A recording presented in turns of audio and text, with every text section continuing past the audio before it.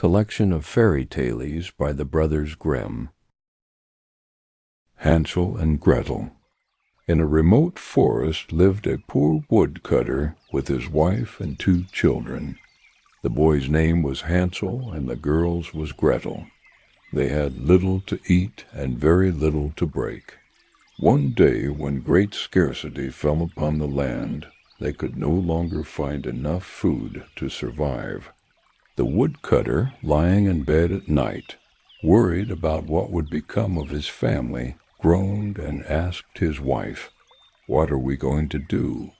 How are we going to feed our children when we have nothing left for ourselves?" The woman, however, had an idea. She told her husband, "Tomorrow morning we will take our children into the forest, to the thickest part. There we will light a fire and give each child a piece of bread. Then we will leave them there and go back to work. They will not be able to find their way home, and we will be rid of them." The woodcutter was against the idea, saying, "How can I leave my own children in the forest? What if the wild animals come and hurt them?" But the woman insisted, "We have no other choice. We must do what is best for our family." In the end, the woodcutter agreed to the plan. The next morning he took his children to the forest and left them there. They cried and begged him not to leave them, but he was firm. The children were scared and alone, but they knew they had to stay strong. Later that day, the woodcutter returned to the forest to check on them. He was surprised to find that they were still there, safe and sound. The wild animals had not come near them. The family was relieved and grateful that their children had survived. "Tear them to pieces, oh, you fool," she said. Later that day, the woodcutter returned to the forest to check on them. He was surprised to find that they were still there, safe and sound. The wild animals had not come near them. The family was relieved and grateful that their children had survived. "Tear them to pieces, oh, you fool," she said. "Then we must all die of hunger. You may as well plane the planks for our coffins." And she left him no peace until he consented. "But I feel very sorry for the poor children, all the same," said the man. The 2 children had not been able to sleep for hunger, and had heard what their stepmothers said to their father.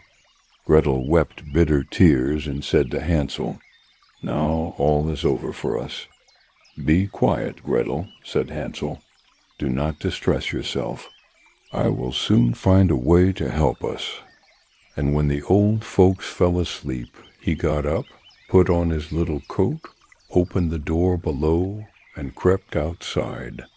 The moon shone brightly, and the white pebbles, which lay in front of the house, glittered like real silver pennies. Hansel stooped and put as many of them in the little pocket of his coat as he could possibly get. Then he went back and said, "Be comforted, dear little sister. Sleep in peace. God will not forsake us." And he lay down again in his bed. When day dawned, but before the sun had risen, the woman came and woke the 2 children, saying, "Get up, you sluggards.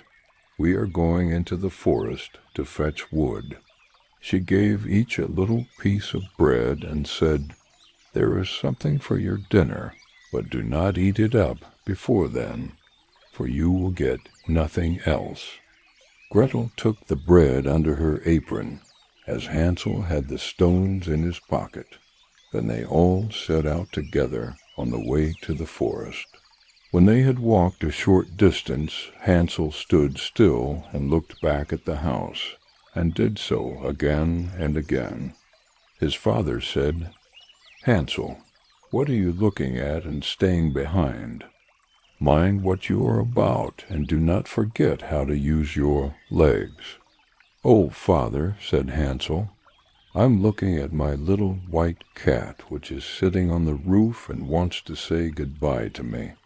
The wife said, "Fool, that is not your little cat, that is ... The morning sun was shining on the chimneys, but Hansel was not looking back at the cat.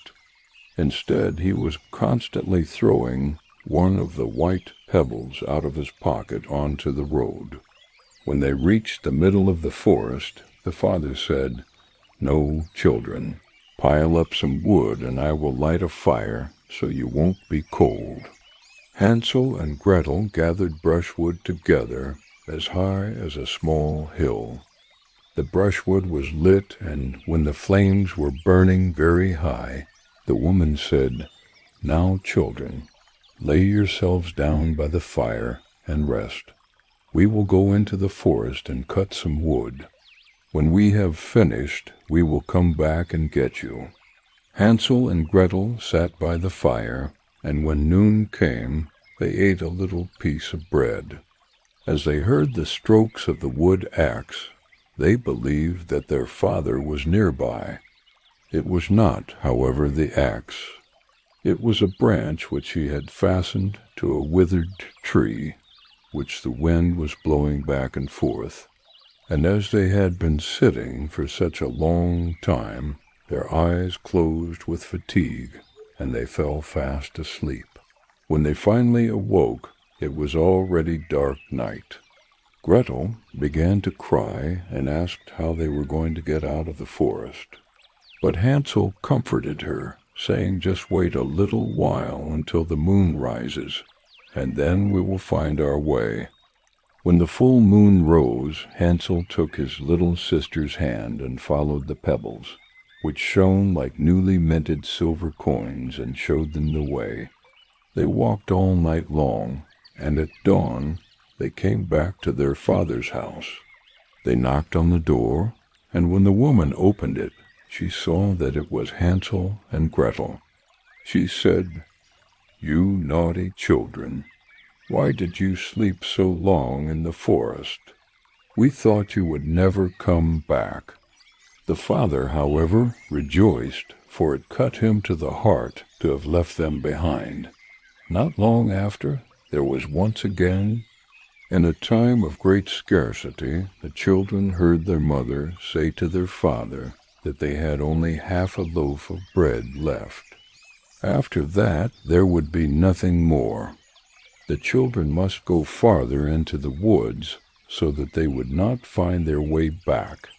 There was no other way to save themselves. The man's heart was heavy, and he thought it would be best for him to share the last mouthful with his children. However, the woman would not listen to anything he had to say and scolded him. He who says A must say B must do likewise, and as he had given in the first time, he had to give in a second time. The children were still awake and heard the conversation when the old folks were asleep. Hansel got up again and wanted to go outside to pick up pebbles, as he had done before. But the woman had locked the door, and Hansel could not get out. Nevertheless, he comforted his little sister. Sister and I said, "Do not cry, Gretel. Go to sleep quietly. The good God will help us." Early in the morning, a woman came and took the children out of bed. She gave them a piece of bread, but it was smaller than before. On the way to the forest, Hansel crumbled his bread in his pocket. He often stopped and threw a crumb on the ground. "Hansel, why do you stop and look around?" his father asked. "I'm looking back at my little pigeon, which is sitting on the roof and wants to say goodbye to me," Hansel answered. The woman said that it was not his little pigeon. It was the morning sun shining on the chimney. However, little by little, Hansel led the children deeper into the forest. There was a great fire made again. The mother said, "Just sit there, children. When you are tired, you may sleep a little. We are going into the forest to cut wood, and in the evening, when we were done, we would come and take you away. When it was noon, Gretel shared her piece of bread with Hansel, who had scattered his by the way. Then they fell asleep, and evening came and went, but no one came for the poor children. They did not wake up until it was dark, and Hansel comforted his little sister and said, "Just wait, Gretel, until the moon rises, and then we will see the crumbs of bread that I have scattered, and they will show us the way home." When the moon came, they set out, but they found no crumbs, for the many birds that fly about in the woods had picked them all up. Hansel said to Gretel that they would soon find their way, but they did not.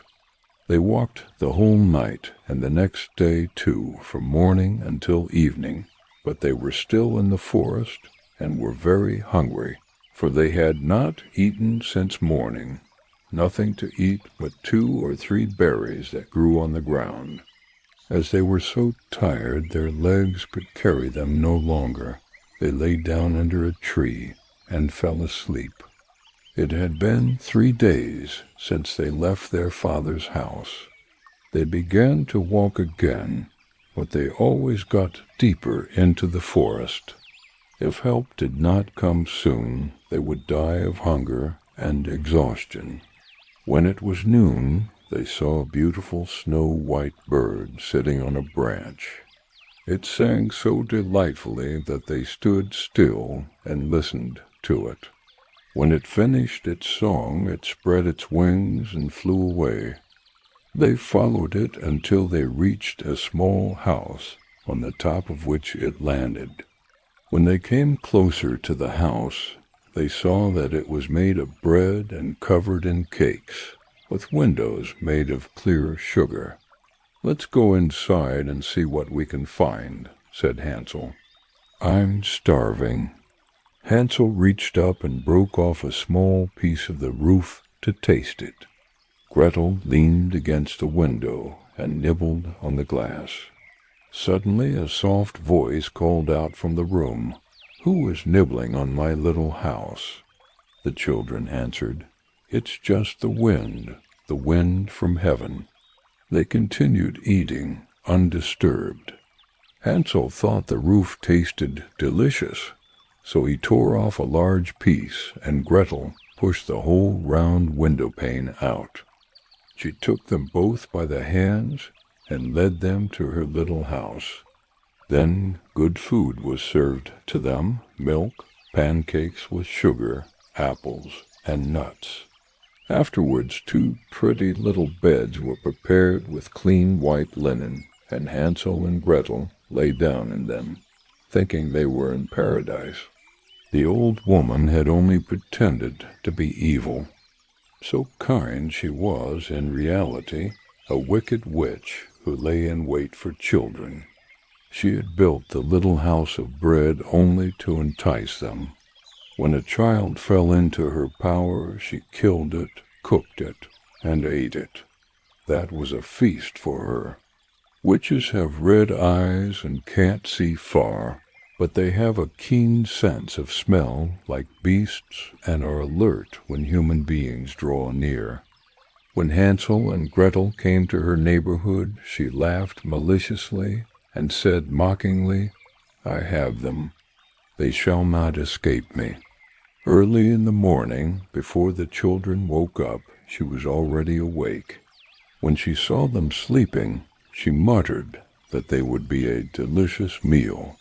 Then she seized Hansel with her shriveled hand, carried him to a stable, and shut him inside with a grated door.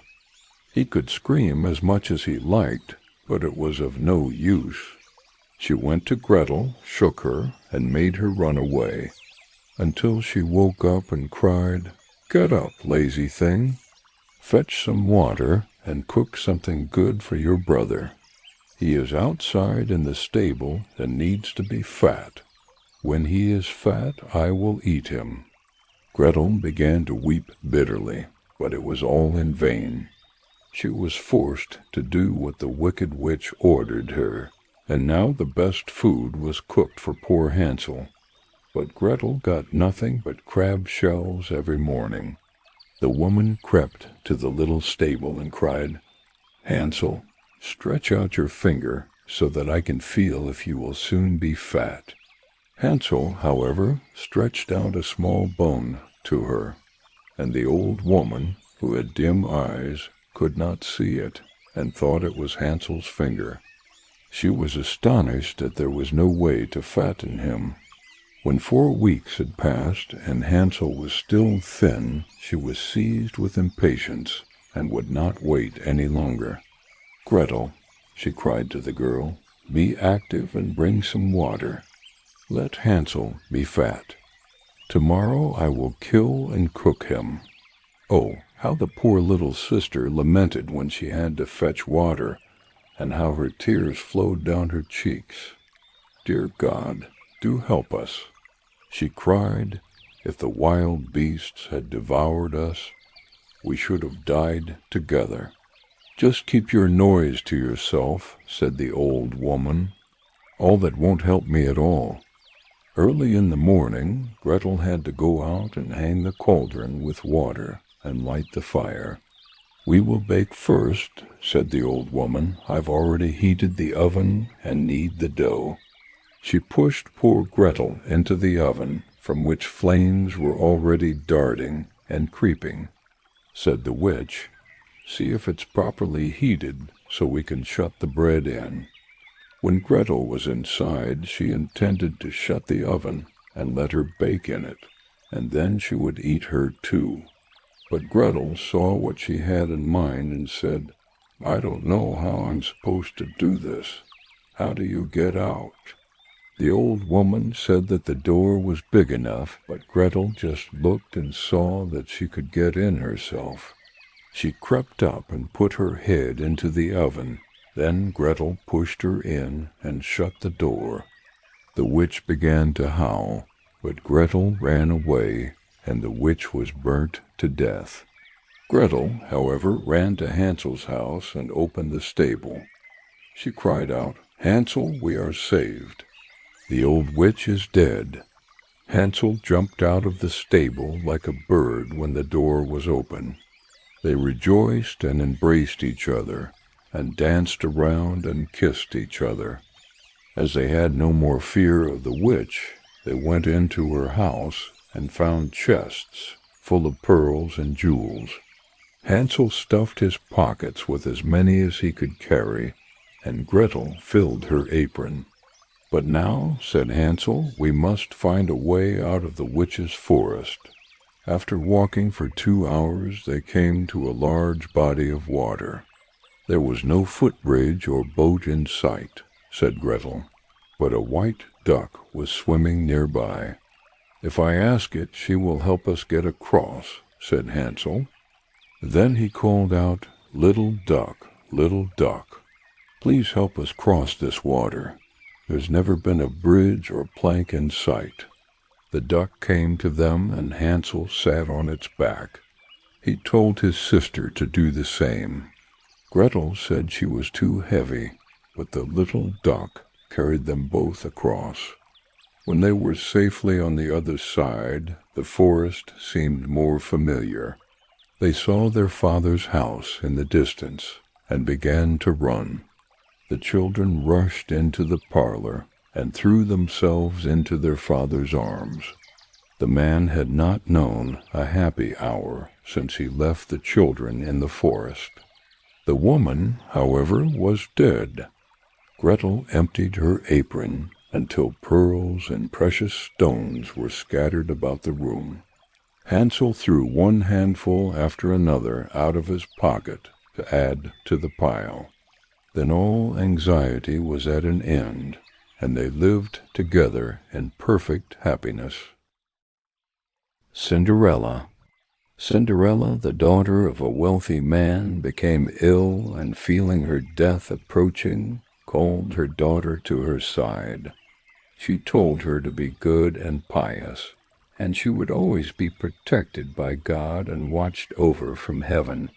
After she closed her eyes, the girl went to her mother's grave every day and wept, remaining good and pious. When winter came, snow covered the grave, but when spring arrived, the man took another wife. She brought 2 daughters with her, who were beautiful but wicked. The new stepmother and her daughters began to mistreat the stepchild, taking away her pretty clothes and giving her old, gray ones. They also forced her to work in the kitchen. To the young girl they said, "He who wants to eat must earn it." They made her wear old wooden shoes and a gray dress. "Just look at the proud princess, how decked out she is." They cried and laughed, and led her into the kitchen, where she had to do hard work from morning till night. Get up before daybreak, carry water, light fires, cook, and wash. Besides this, the sisters did every imaginable injury to her. They mocked her and emptied her pea and lentil into the ashes, so that she was forced to pick them out again in the evening, when she had worked until she was weary. She had no bed to go to, but had to sleep by the fireside in the ashes. As a result, she always looked dusty and dirty. They called her Cinderella, fireside in the ashes. As a result, she always looked dusty and dirty. They called her Cinderella. It happened that the father was going to the fair. He asked his 2 stepdaughters what they wanted him to bring back for them. "Beautiful dresses," said one. "Pearls and jewels," said the second. And Cinderella said, "Father, break off the first branch that knocks against your hat on your way home for me." So the father bought beautiful dresses, pearls, and jewels for his 2 stepdaughters. On his way home, as he was riding through a green thicket, a hazel branch brushed against him and knocked off his hat. He then broke off the branch and brought it with him.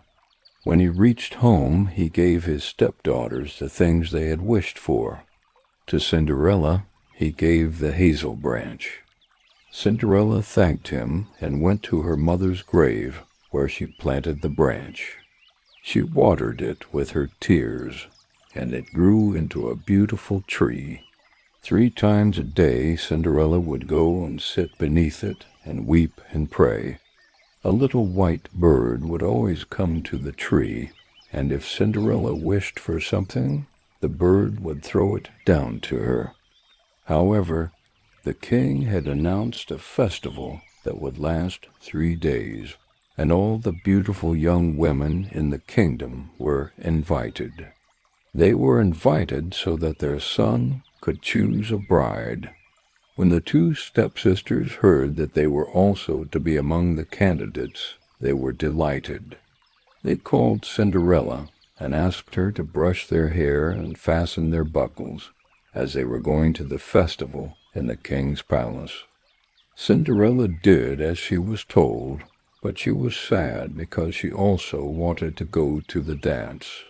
She begged her stepmother to let her go. The stepmother said that she was too dirty and had no clothes or shoes, and she should not go to the festival. However, Cinderella continued to ask, and finally her stepmother agreed. If she picked out a dish of lentils from the ashes in 2 hours, she could go with them. The maiden went out the back door and called to the birds, asking them to help her pick out the good lentils and put them in a pot. The bad lentils were put in a crop. Then 2 white pigeons flew in through the kitchen window, followed by the turtle doves, and finally all the birds beneath the sky came whirring and crowding in. They were delighted amongst the ashes, and the pigeons nodded their heads and began to pick, pick, pick. The rest also began to pick, and gathered all the good grains into a dish. Hardly had 1 hour passed before they had finished, and all flew out again. Then the girl took the dish to her stepmother and was happy, believing that now she would be allowed to go to the festival with them. However, the stepmother said, "Cinderella, you have no clothes and you can't dance. You would only be laughed at." As Cinderella wept, the stepmother said, "If you can pick 2 dishes of lentils out of the ashes in 1 hour, you shall go with us." She thought to herself, "I most certainly cannot do this." When the stepmother emptied the 2 dishes of lentils among the ashes, the maiden went through the back door into the garden and saw the tame pigeons and turtle doves and all the birds under heaven. She asked them to help her pick the good seeds into a pot and the bad seeds into the crop. 2 white pigeons flew in through the kitchen window, followed by the turtle doves. Soon all the birds from the sky arrived, whirring and crowding in. They settled amongst the ashes, and the doves began to pick, nodding their heads. The others joined in, gathering all the good seeds in the dishes. Before half an hour had passed, they had finished, and all flew back out again. The maiden carried the dishes to her stepmother, delighted, believing that she could now go to the festival with them. But her stepmother said, "All this will not help you. You cannot go with us, for you have no clothes and can't dance. We would be ashamed of you." She turned her back and left. Cinderella hurried away with her 2 proud daughters, as no one was at home. She went to her mother's gravesite beneath the hazel tree and wept, shivering and quivering. The little tree shook, and silver and gold coins fell down on her. Then a bird threw a golden and silver dress down to her, and embroidered slippers with silk and silver. She put on the dress in all haste, and went to the festival. Her stepsisters and stepmother did not recognize her, thinking she must be a foreign princess, for she looked so beautiful in the golden dress. They never once thought of Cinderella, and believed she was sitting at home picking lentils out of the ashes. The prince went to meet her, took her by the hand, and danced with her.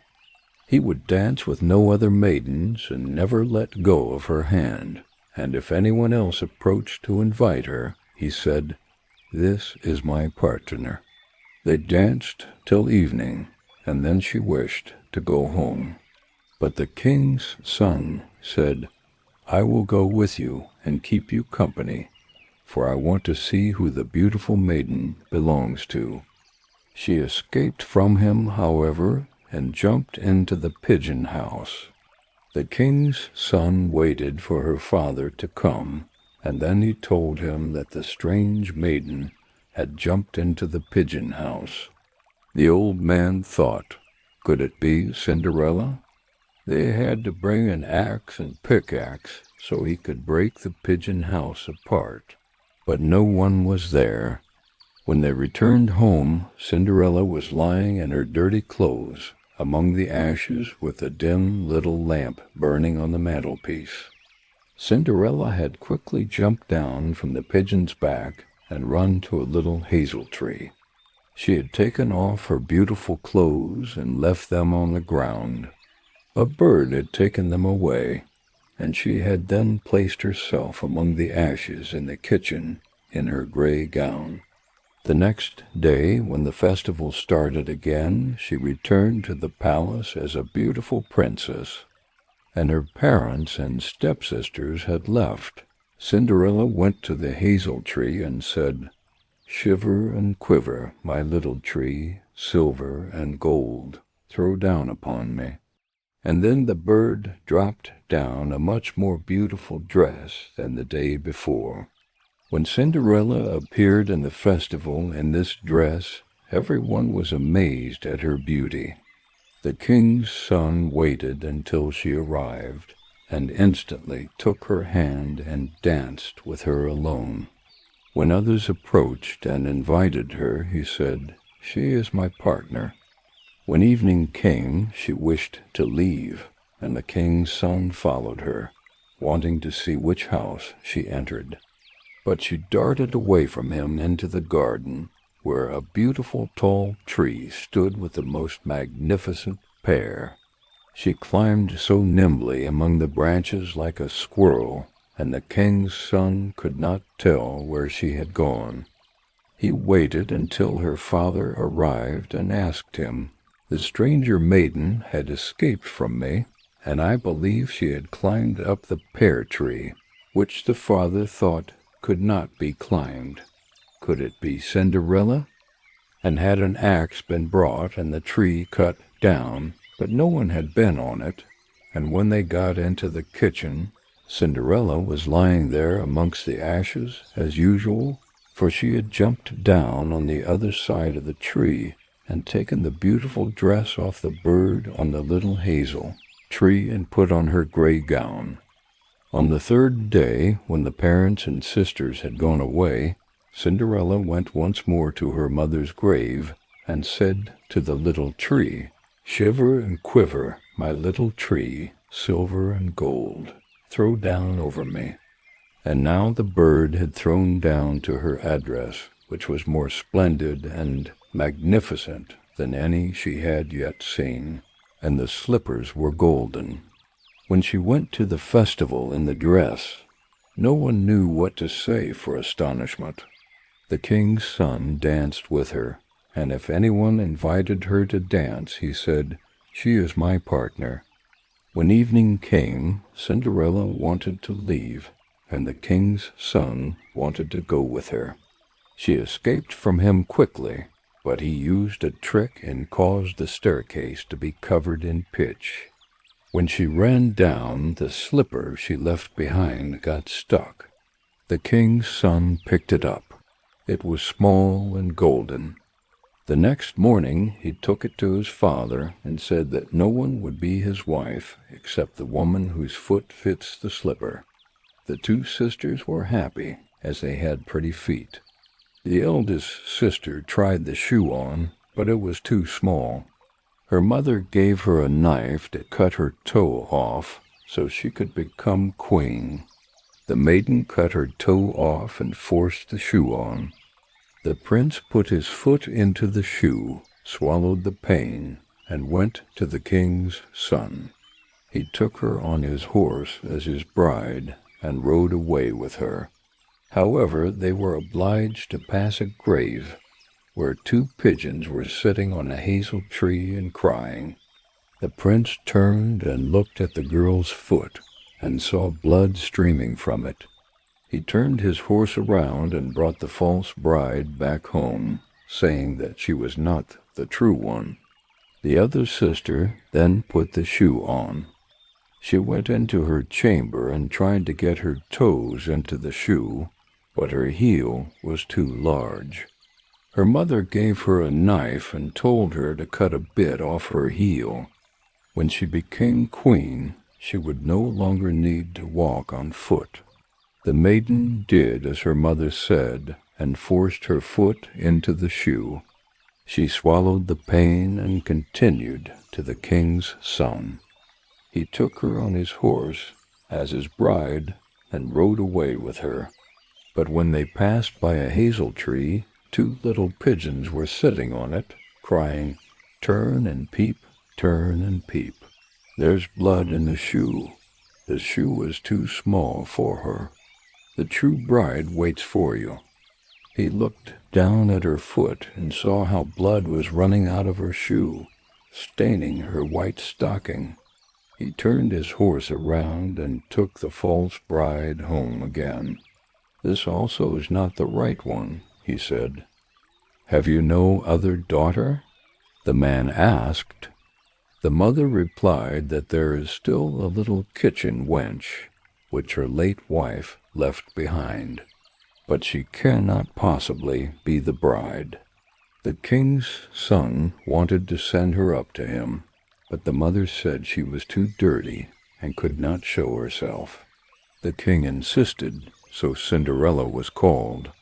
She first washed her hands and face clean, then went and bowed down before the king's son, who had given her the golden slipper. She sat on a stool and drew her foot out of the heavy wooden shoe, putting it into the slipper, which fit like a glove. When she stood up, the king's son saw her face and recognized the beautiful maiden who had danced with him. He cried out that she was the true bride.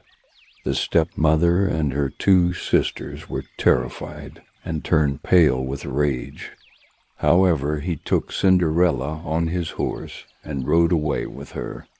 As they passed a hazel tree, 2 white doves cried out, "Turn and peep, turn and peep. No blood is in the slipper. The slipper is not too small for her. The true bride rides with you." When they had cried this, the 2 doves flew down and perched on Cinderella's shoulders, one on the right and one on the left, and remained there. When the wedding with the king's son was to be celebrated, the false sisters came and wanted to gain Cinderella's favor and share in her good fortune. When the betrothed couple went to church, the elder was on the right and the younger on the left. As they returned, the pigeons pecked out one of each of their eyes. Afterwards they came back again, and the pigeons pecked out the other eye. Thus, for their wickedness and falsehood, they were punished with blindness for as long as they lived. The Golden Bird. A certain king had a beautiful garden, and in the garden stood a tree which bore golden apples. These apples were always counted, and about the time when they began to grow ripe, it was found that every night one of them was gone. The king became very angry at this, and ordered the gardener to keep watch all night under the tree. The gardener set his eldest son to watch, but about 12 o'clock he fell asleep, and in the morning another of the apples was missing. Then the second son was ordered to watch, and at midnight he too fell asleep, and in the morning another apple was gone. Then the third son offered to keep watch, but the gardener at first would not let him, for fear some harm should come to him. However, at last he consented, and the young man laid himself under the tree to watch. As the clock struck 12, he heard a rustling noise in the air, and a bird came flying that was of pure gold. And as it was snapping at one of the apples with its beak, the gardener's son jumped up and shot an arrow at it. But the arrow did the bird no harm. Only it dropped a golden feather from its tail, and then flew away.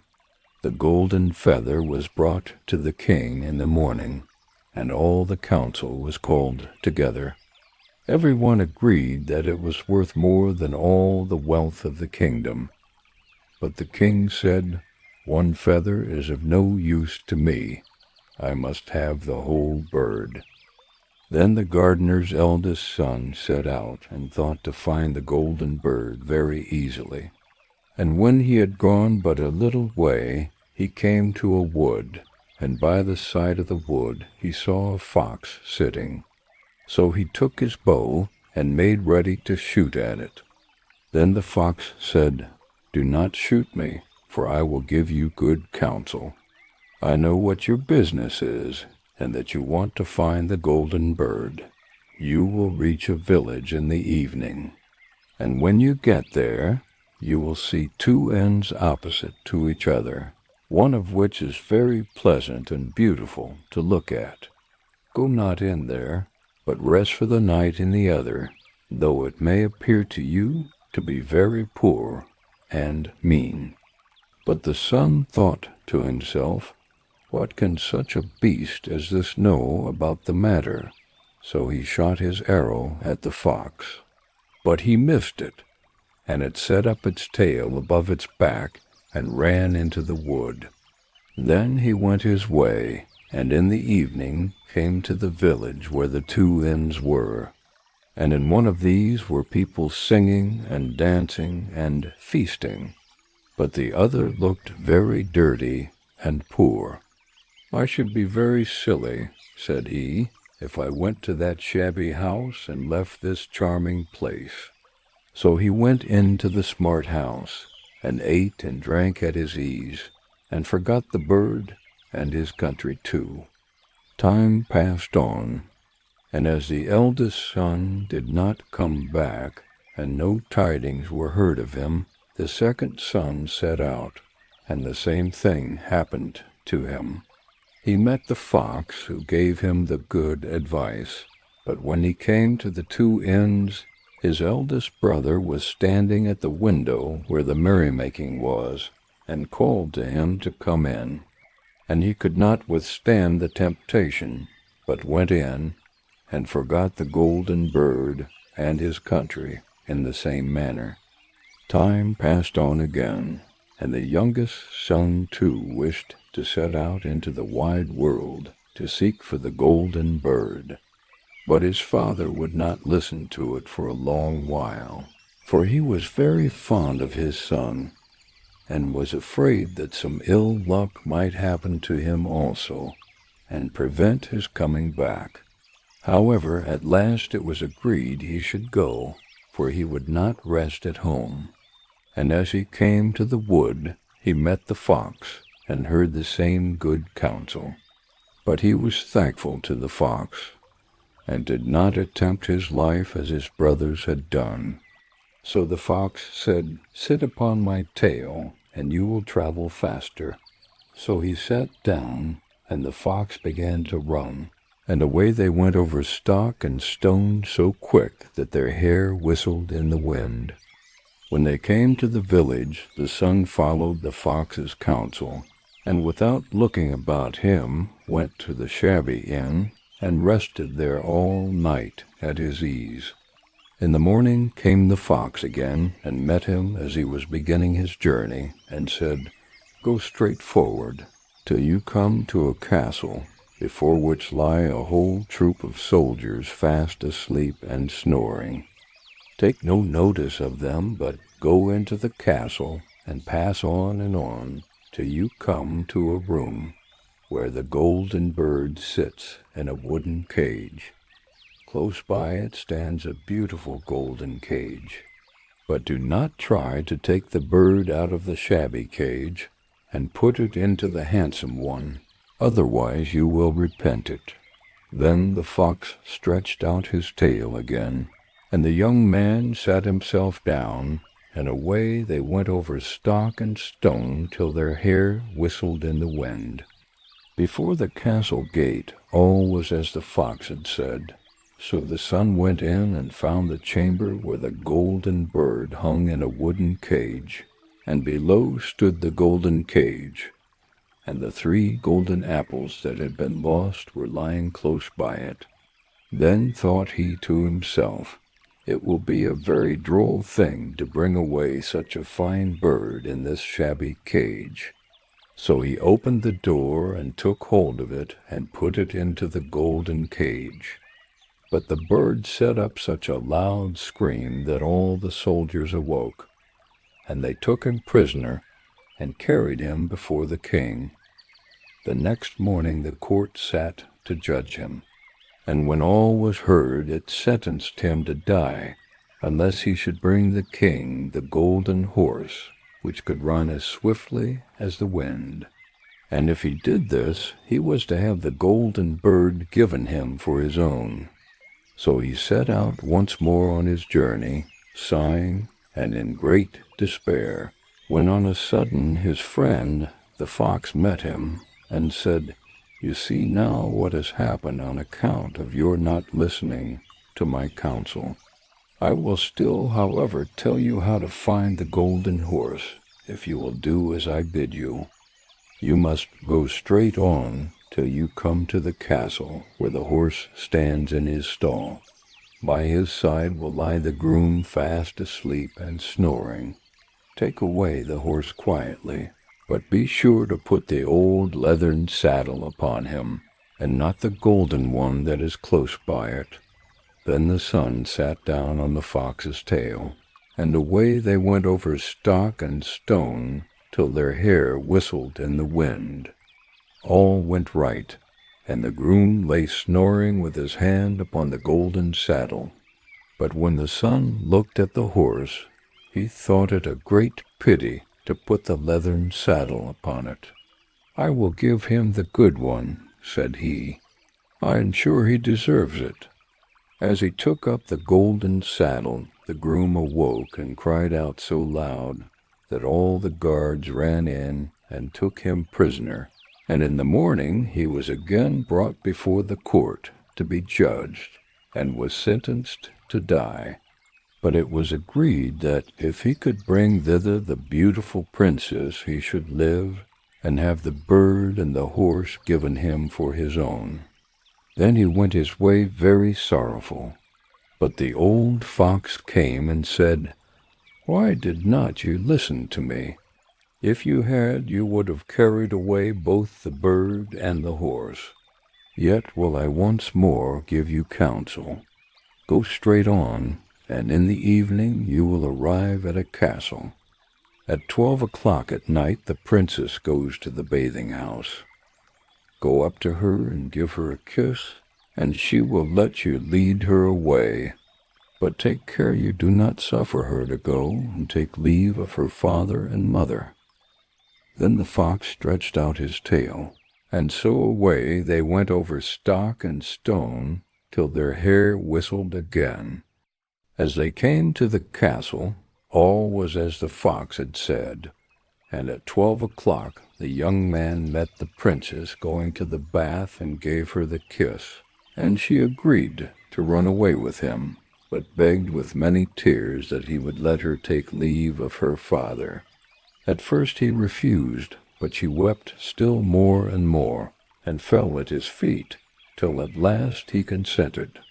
But the moment she came to her father's house, the guards awoke, and he was taken prisoner again. Then he was brought before the king, and the king said, "You shall never have my daughter, unless in 8 days you dig away the hill that stops the view from my window."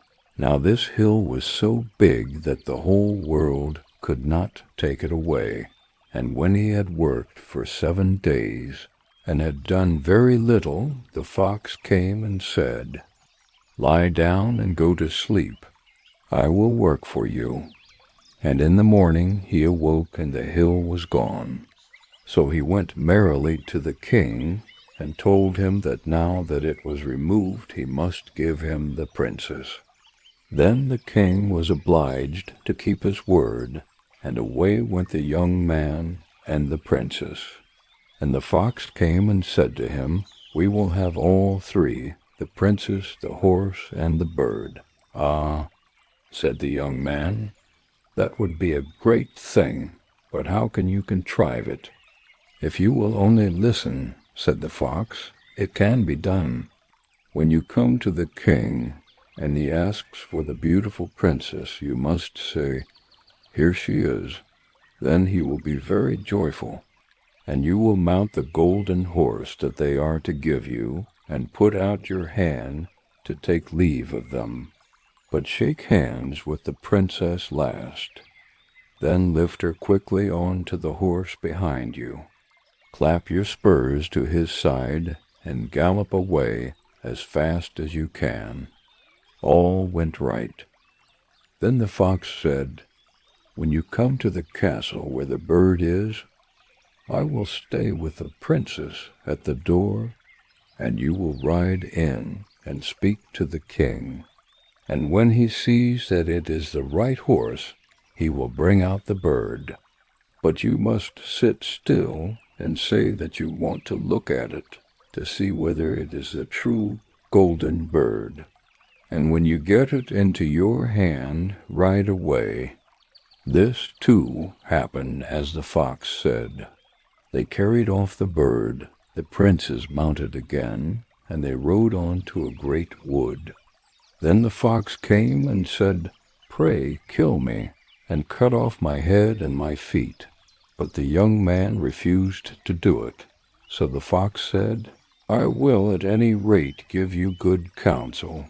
Beware of two things. Ransom no one from the gallows, and sit down by the side of no river." Then away he went. Well, thought the young man, it is no hard matter to keep that advice. He rode on with the princess, till at last he came to the village where he had left his two brothers, and there he heard a great noise and uproar. And when he asked what was the matter, the people said, "Two men are going to be hanged." As he came nearer, he saw that the two men were his brothers, who had turned robbers. So he said, "Cannot they in any way be saved?" But the people said no, unless he would bestow all his money upon the rascals and buy their liberty. Then he did not stay to think about the matter, but paid what was asked, and his brothers were given up, and went on with him towards their home. And as they came to the wood where the fox first met them, it was so cool and pleasant that the two brothers said, "Let us sit down by the side of the river, and rest a while, to eat and drink." So he said yes, and forgot the fox's counsel, and sat down on the side of the river. And while he suspected nothing, they came behind and threw him down the bank, and took the princess, the horse, and the bird, and went home to the king their master, and said, "All this have we won by our labor." Then there was great rejoicing made. But the horse would not eat, the bird would not sing, and the princess wept. The youngest son fell to the bottom of the river's bed. Luckily it was nearly dry, but his bones were almost broken, and the bank was so steep that he could find no way to get out. Then the old fox came once more, and scolded him for not following his advice. Otherwise no evil would have befallen him. "Yet," said he, "I cannot leave you here, so lay hold of my tail and hold fast." Then he pulled him out of the river, and said to him as he got upon the bank, "Your brothers have set watch to kill you, if they find you in the kingdom." So he dressed himself as a poor man, and came secretly to the king's court, and was scarcely within the doors when the horse began to eat, and the bird to sing, and the princess left off weeping. Then he went to the king, and told him all his brothers' roguery, and they were seized and punished, and he had the princess given to him again. And after the king's death he was heir to his kingdom. A long while after, he went to walk one day in the wood, and the old fox met him and besought him with tears in his eyes to kill him, and cut off his head and feet. And at last he did so, and in a moment the fox was changed into a man, and turned out to be the brother of the princess, who had been lost a great many, many years. The Elves and the Shoemaker. The shoemaker, through no fault of his own, had become so poor that he had nothing left but leather to make a pair of shoes. In the evening he cut out the leather for the shoes, and went to bed with a good conscience, commending himself to God. In the morning, after saying his prayers, the shoemaker saw that the two shoes were finished on his table. He was amazed, and did not know what to say. He picked up the shoes to examine them closer, and they were so well made that not a single stitch was out of place. Soon after, a customer came in and bought the shoes, paying more than usual. With the money, the shoemaker could buy leather for 2 more pairs of shoes. He cut them out that night, and the next day sold them again. Thanks to the shoes, the shoemaker's life began to improve.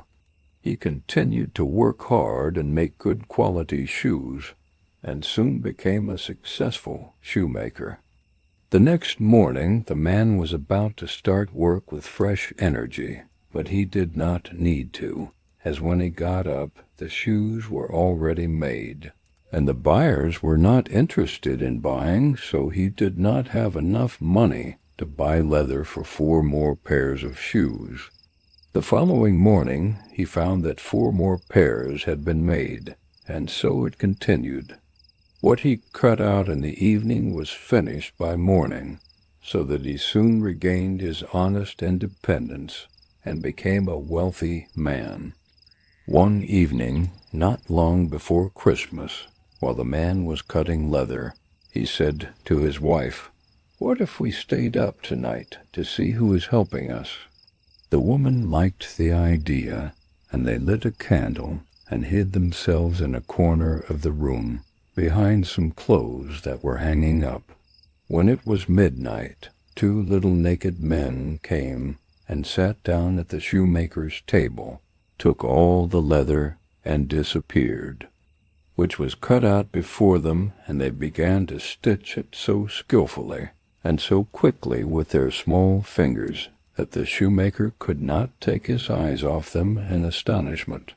They did not stop until everything was done and stood finished on the table. The next morning the woman said, "The little men have made us rich, and we really must show that we are grateful. They run about so much and have nothing on and must be cold. I'll tell you what I'm going to do.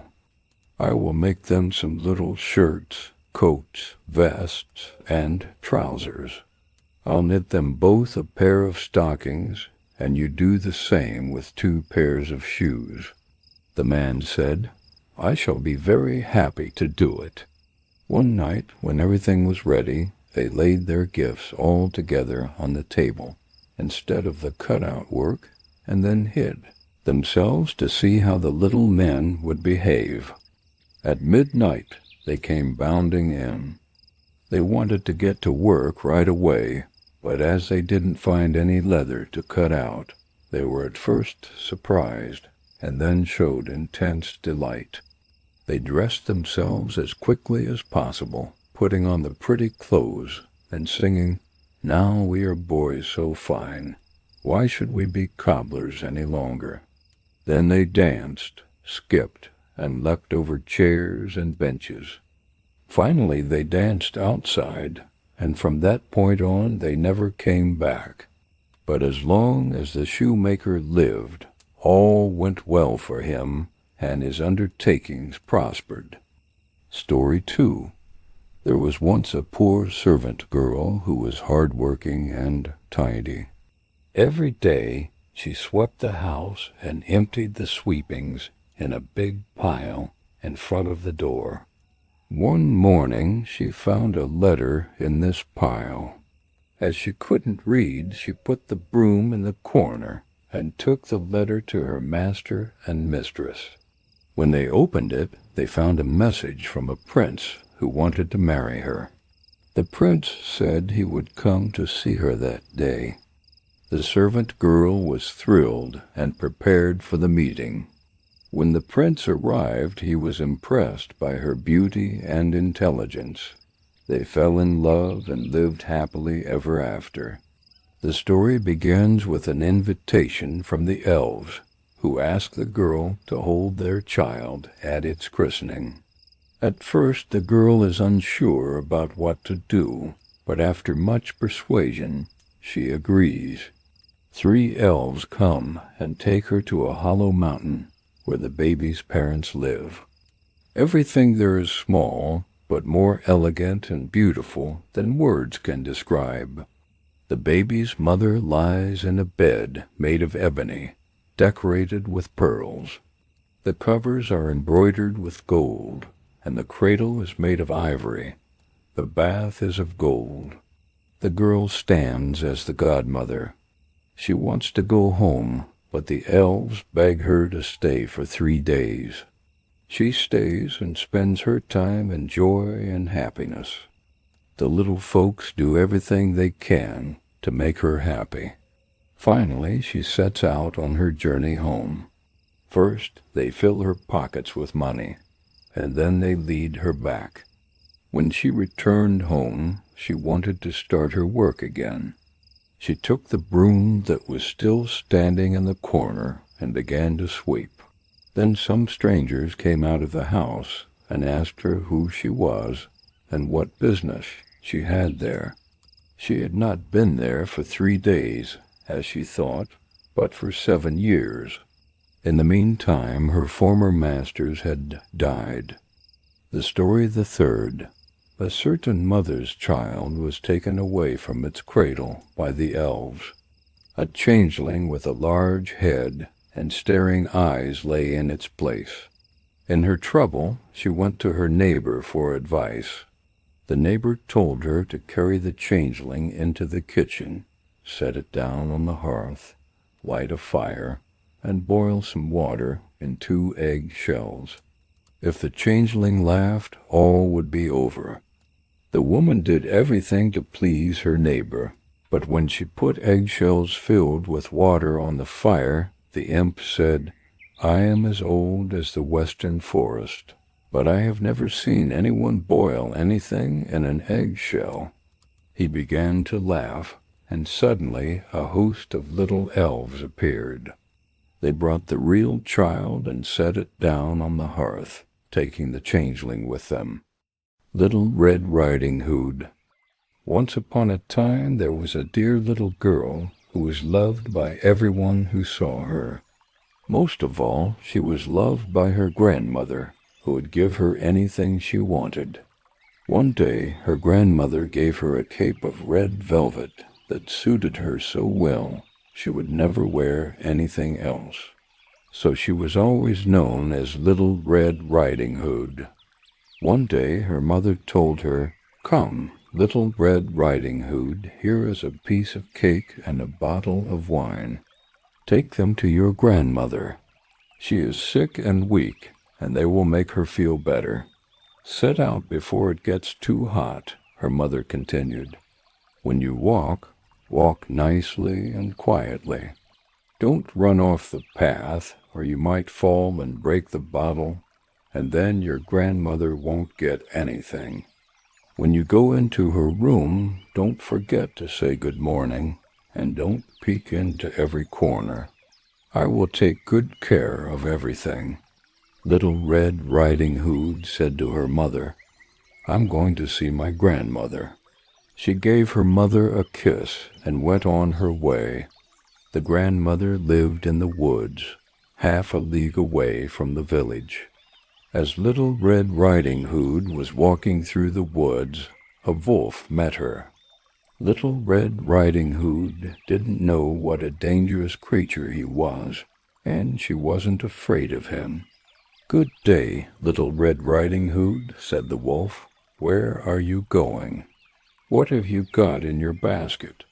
"Cake and wine," replied Little Red Riding Hood. "Yesterday was baking day, so my poor sick grandmother needs something good to make her stronger."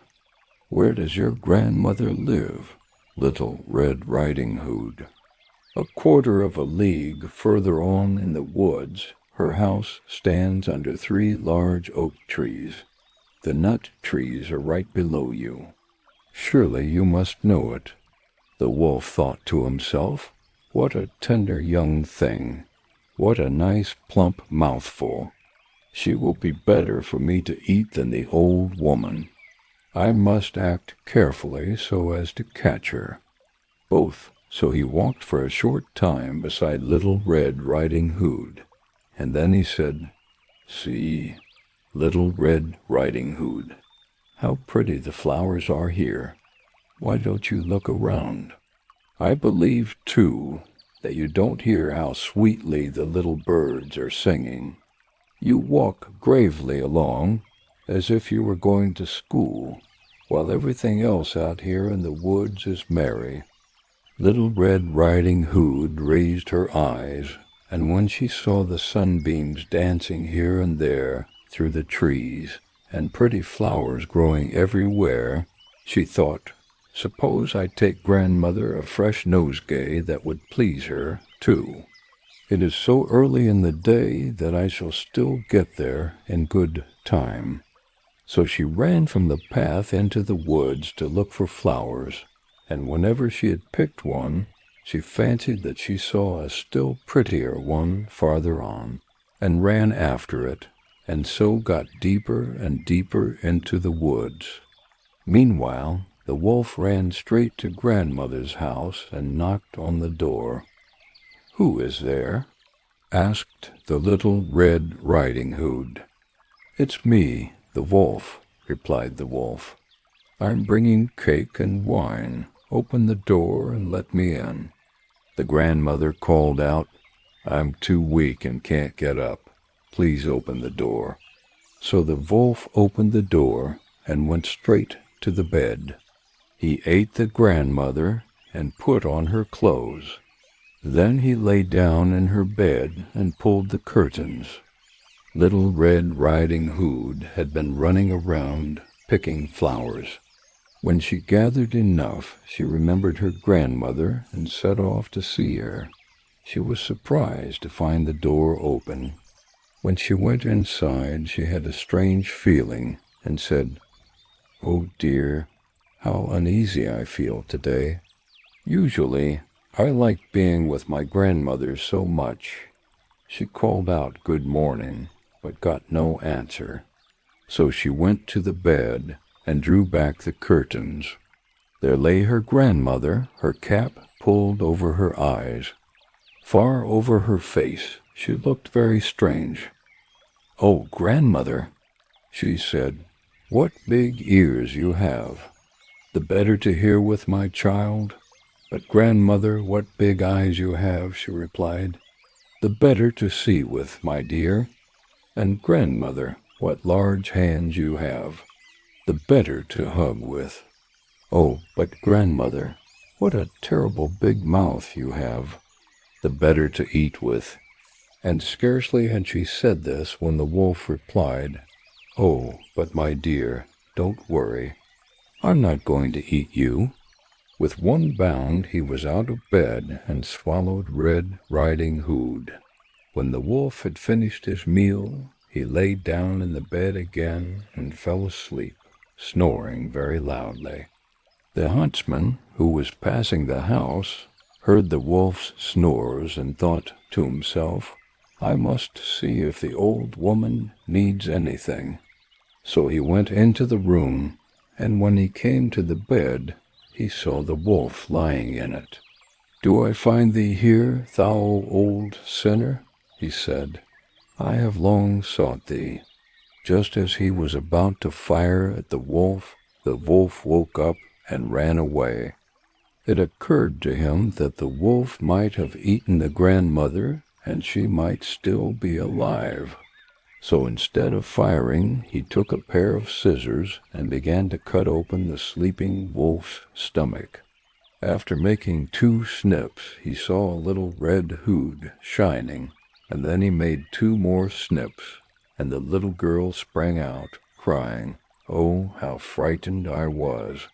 How dark it was inside the wolf!"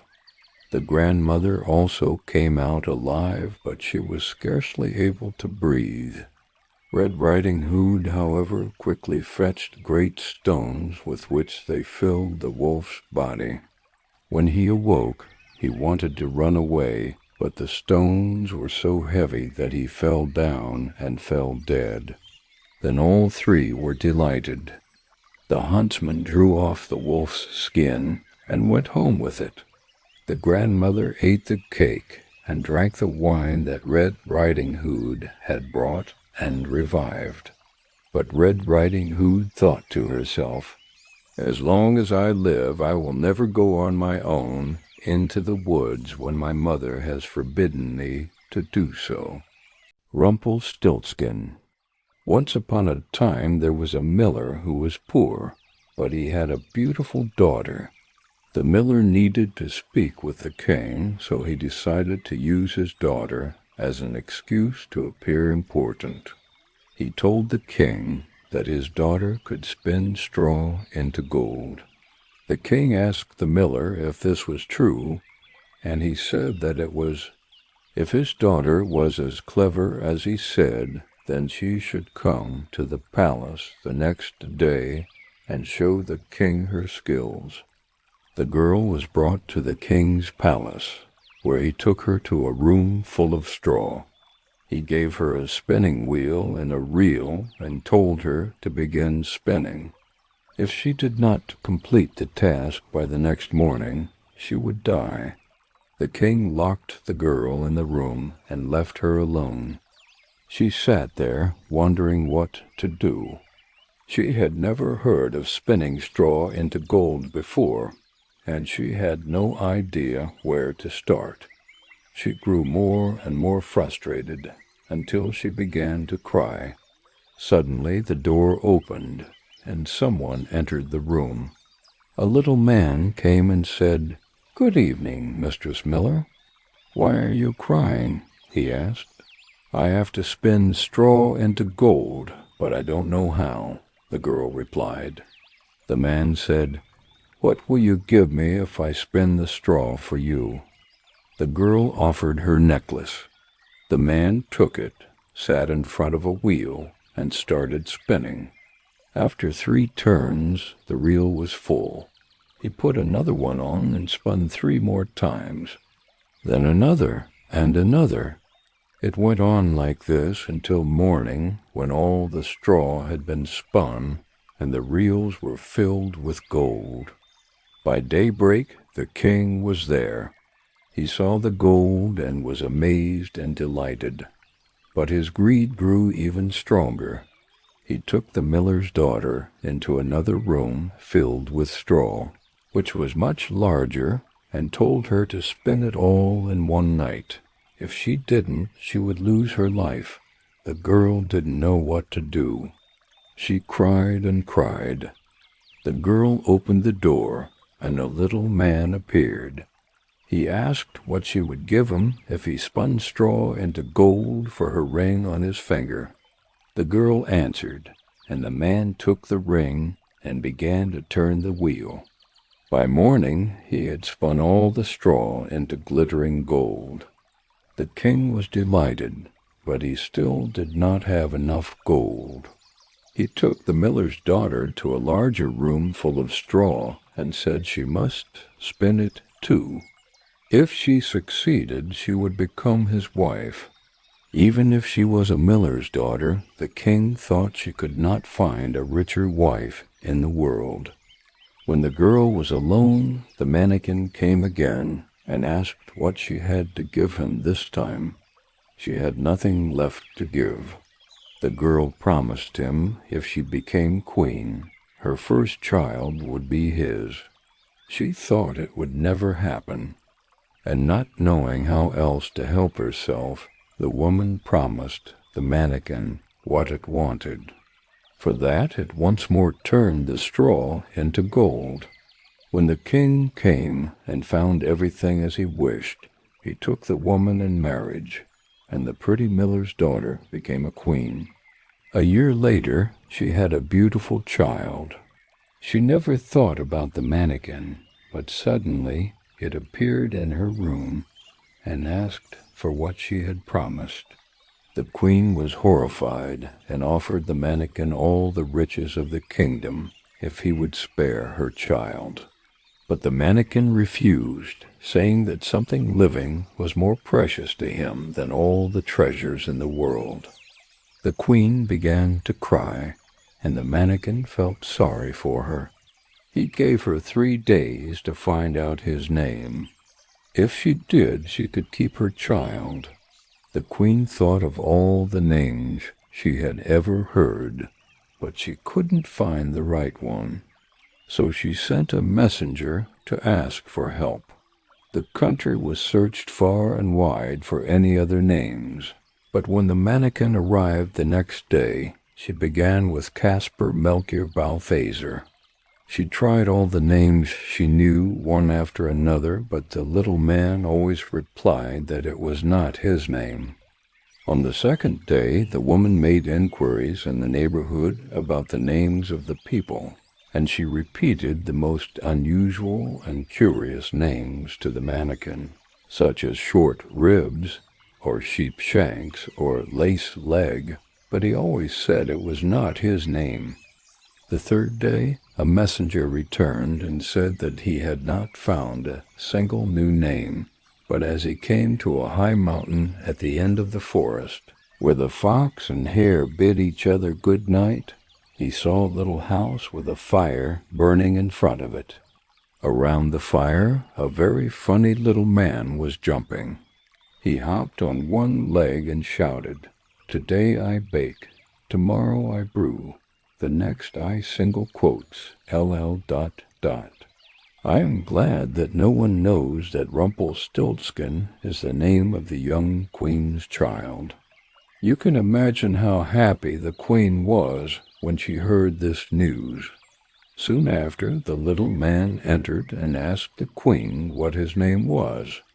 At first, she said his name was Conrad. Then she said it was Harry. Finally, she guessed that his name might be Rumpelstiltskin.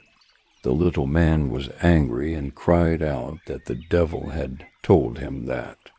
In his anger, he plunged his right foot into the ground so deeply that his whole leg disappeared. Then, in rage, he pulled at his left leg so hard with both hands that he ripped himself in two. Snow White. It was the middle of winter, and snowflakes fell like feathers from the sky. A queen sat at her window, working on an embroidery frame made of ebony. As she worked, she gazed out at the snow. She pricked her finger, and 3 drops of blood fell on the snow. When she saw how bright and red the blood looked, she said to herself, "Oh, that I had a child as white as snow, as red as blood, and as black as the wood of my embroidery frame." Not long after, she had a daughter. The girl had skin as white as snow, lips as red as blood, and hair as black as ebony. She was named Snow White. After a year, the queen died. The king took another wife, a beautiful but proud woman. She could not bear being surpassed in beauty by anyone. She had a magic mirror that would tell her who was fairest of all. She would stand before it and say, "Mirror, mirror on the wall, who is fairest of them all?" The mirror would answer, "You are, my lady." The queen grew jealous of Snow White and wanted to kill her. But Snow White was protected by fairies who loved her and helped her escape. Snow White lived happily ever after in the woods, far away from the queen. You are the fairest of all, and she was happy, for she knew that the looking-glass spoke truth. Now Snow White grew prettier and prettier, and when she turned 7 years old, she was as beautiful as a day, far more so than the queen herself. One day, when the queen went to her mirror and asked, "Mirror, mirror on the wall, who is fairest of them all?"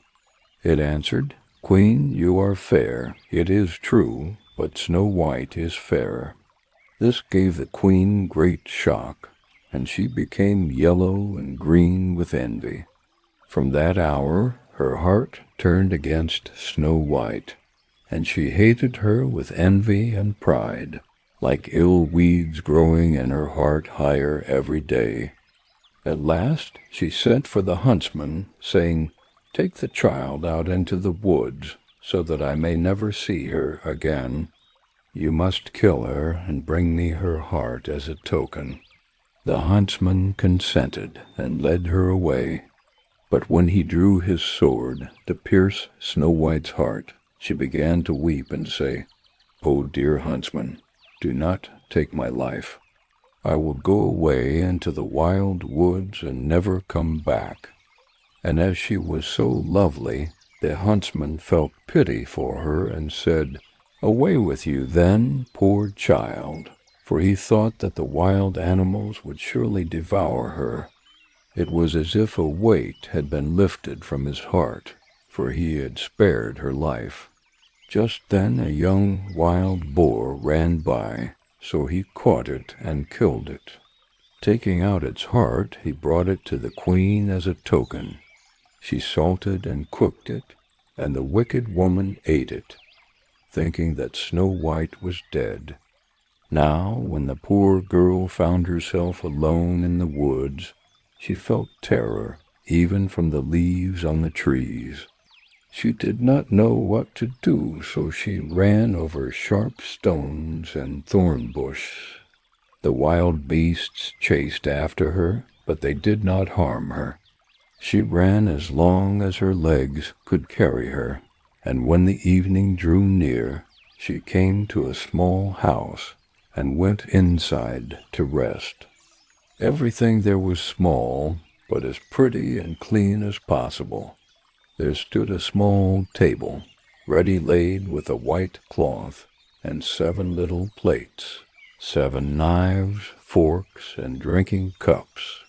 By the wall stood 7 small beds, side by side, covered with clean white quilts.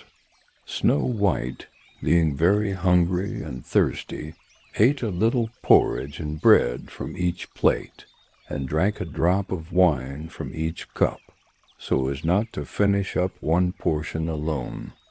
After that she felt so tired that she lay down on one of the beds, but it did not seem to suit her. One was too long, another too short, but at last the 7th was quite right, and so she laid down upon it, committing herself to heaven, and fell asleep. When it was quite dark, the masters arrived. The house came to life. They were 7 dwarves, whose job was to dig beneath the mountains. When they lit their 7 candles, it was bright inside the little house. But something was wrong. Everything was out of place. The first dwarf said, "Who's been in my chair?" The second said, "Someone ate from my plate." The third said, "They took my loaf." The fourth said, "Tasted my porridge." The fifth said, "Used my fork." The sixth said, "Cut with my knife."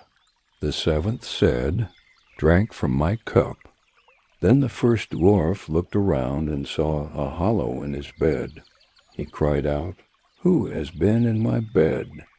The others ran over to check their beds. They saw little white snow lying there. Asleep, he told the others, who came running up, crying out in astonishment and holding up their 7 little candles to throw light on Snow White. "Oh goodness, oh gracious," they cried, "what a beautiful child is this!" And they were so filled with joy to see her that they did not wake her, but let her sleep on. The 7th dwarf slept with his comrades for an hour at a time, until the night had passed, when it was morning and Snow White woke up. She was very frightened, but the dwarves seemed quite friendly. They asked her what her name was, and she told them. Then they asked how she had come to be in their house. She related to them how her stepmother had wanted her put to death, and how the huntsman had spared her life, and how she had been running all day long until she had finally found their little house. One of the dwarfs said, "If you will keep our house for us, cook and wash, make the beds, sew and knit, and keep everything tidy, we will be grateful. Clean, you may stay with us, and you will lack nothing foreign." "With all my heart," said Snow White, and so she stayed and kept the house in good order. In the morning the dwarfs would go to the mountain to dig for gold. In the evening they would come home, and their supper would have to be ready for them. All day long the maiden would be left alone, and the good little dwarfs would warn her, saying, "Beware of your stepmother. She will soon know you were here. Let no one into the house." Now the queen, having eaten Snow White's heart, as she supposed, felt quite sure that she was the first and fairest. So she came to her mirror and said, "Looking glass upon the wall, who is fairest of us all?" And the glass answered, "Queen, thou art of beauty rare, but Snow White, living in the glen with the 7 little men, is 1,000 times fairer than she was." She was very angry, for the glass always spoke truth, and she knew that the huntsman must have deceived her, and that Snow White must still be alive. She thought and thought how she could make an end to her, for as long as she was not the fairest in the land, envy left her no rest. At last she thought of a plan.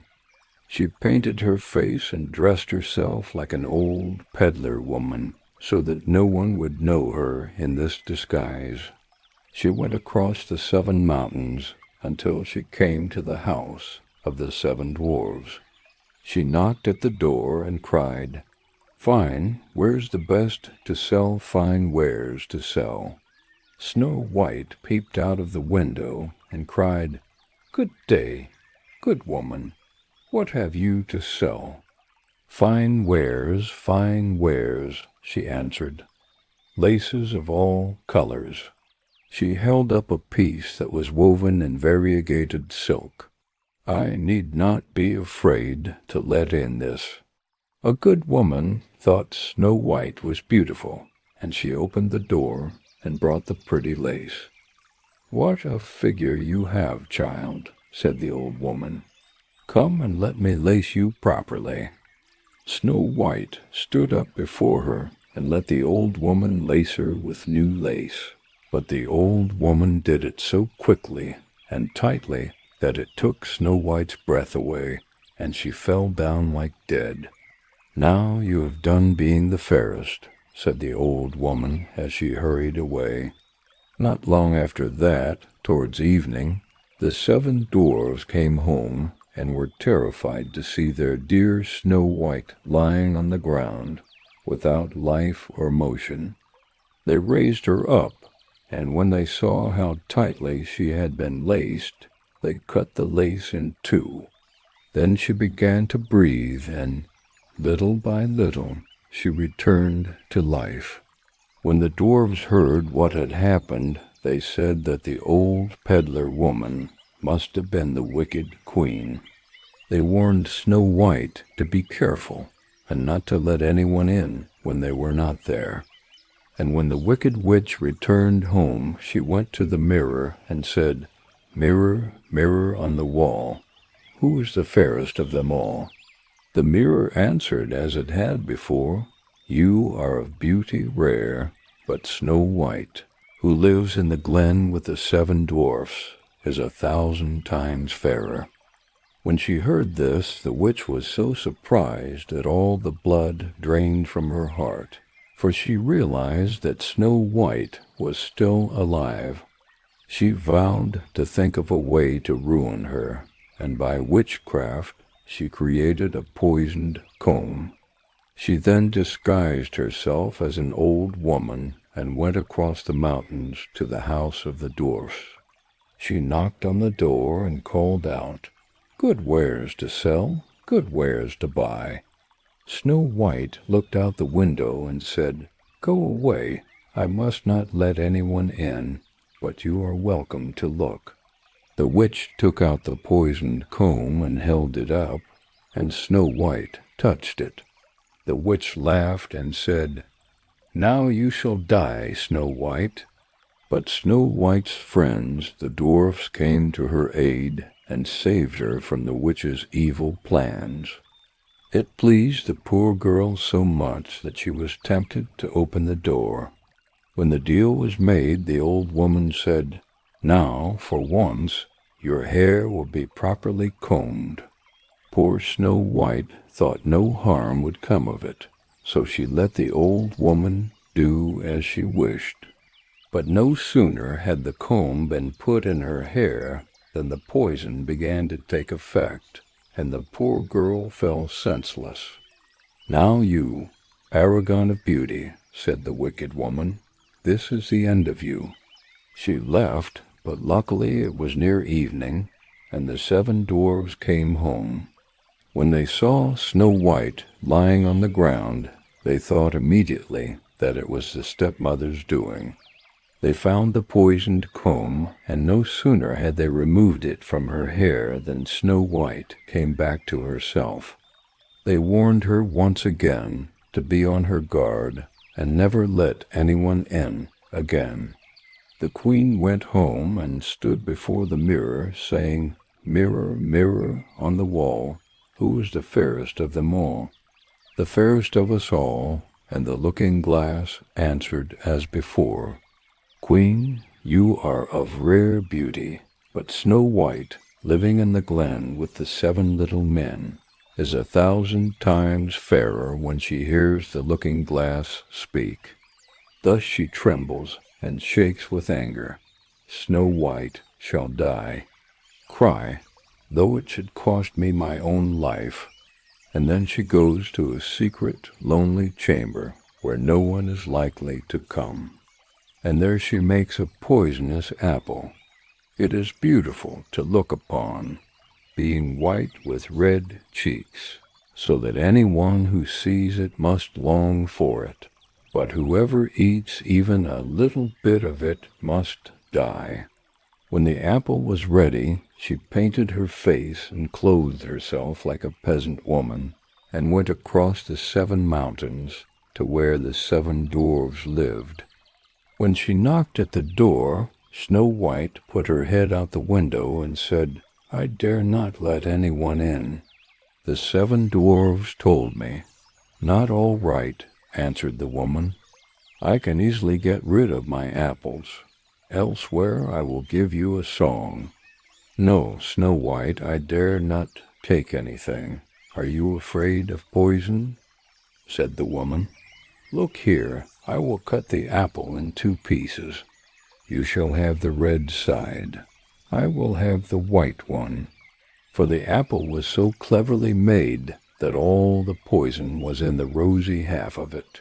Snow White longed for the beautiful apple. As she saw the peasant woman eating a piece of it, she could no longer refrain, but stretched out her hand and took the poisoned half. But no sooner had she taken a morsel of it into her mouth than she fell to the earth as dead. The queen, casting on her a terrible glance, laughed aloud and cried, "As white as snow, as red as blood, as black as ebony.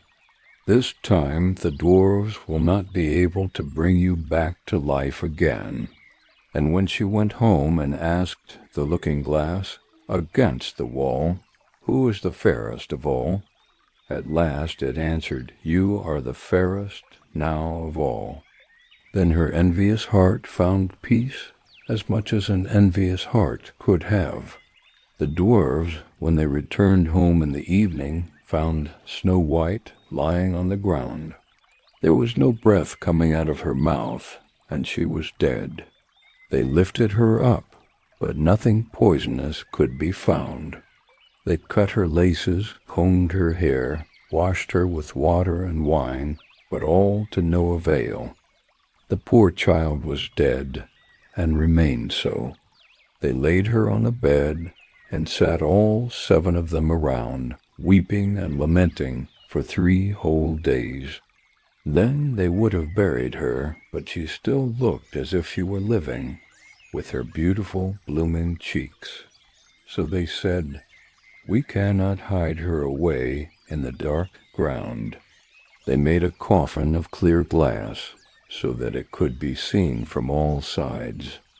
They laid her in it, and wrote in golden letters upon it her name, and that she was the king's daughter. Then they set the coffin out on the mountain, and one of them always remained by it to watch, and the birds came too, and mourned for Snow White. First an owl, then a raven, and lastly a dove.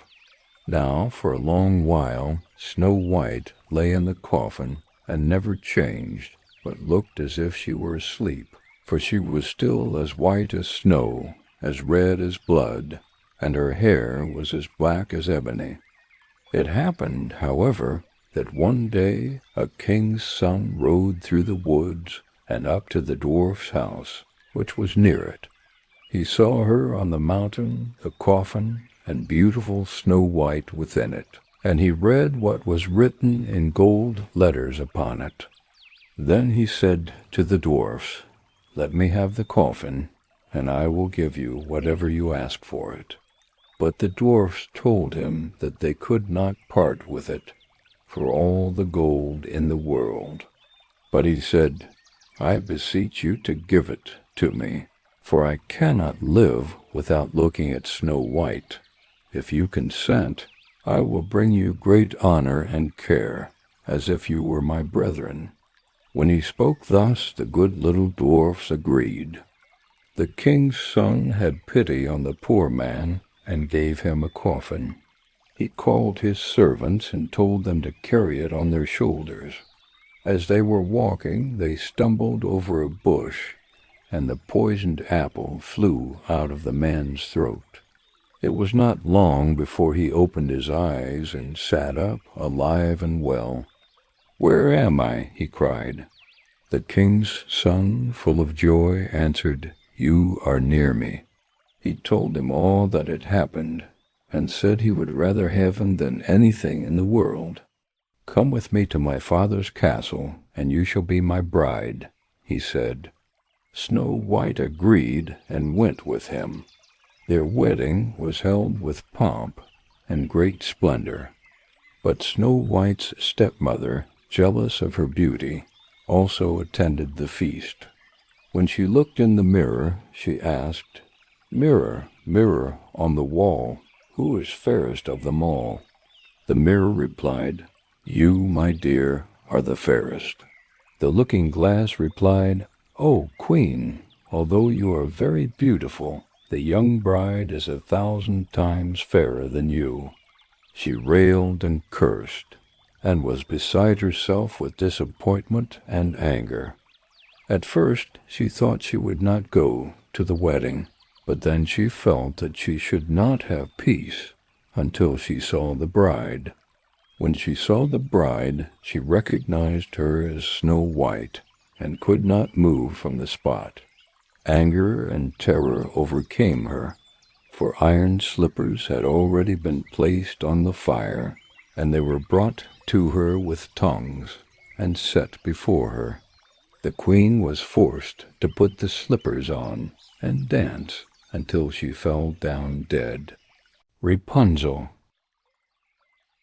There were once a man and a woman who longed in vain for a child.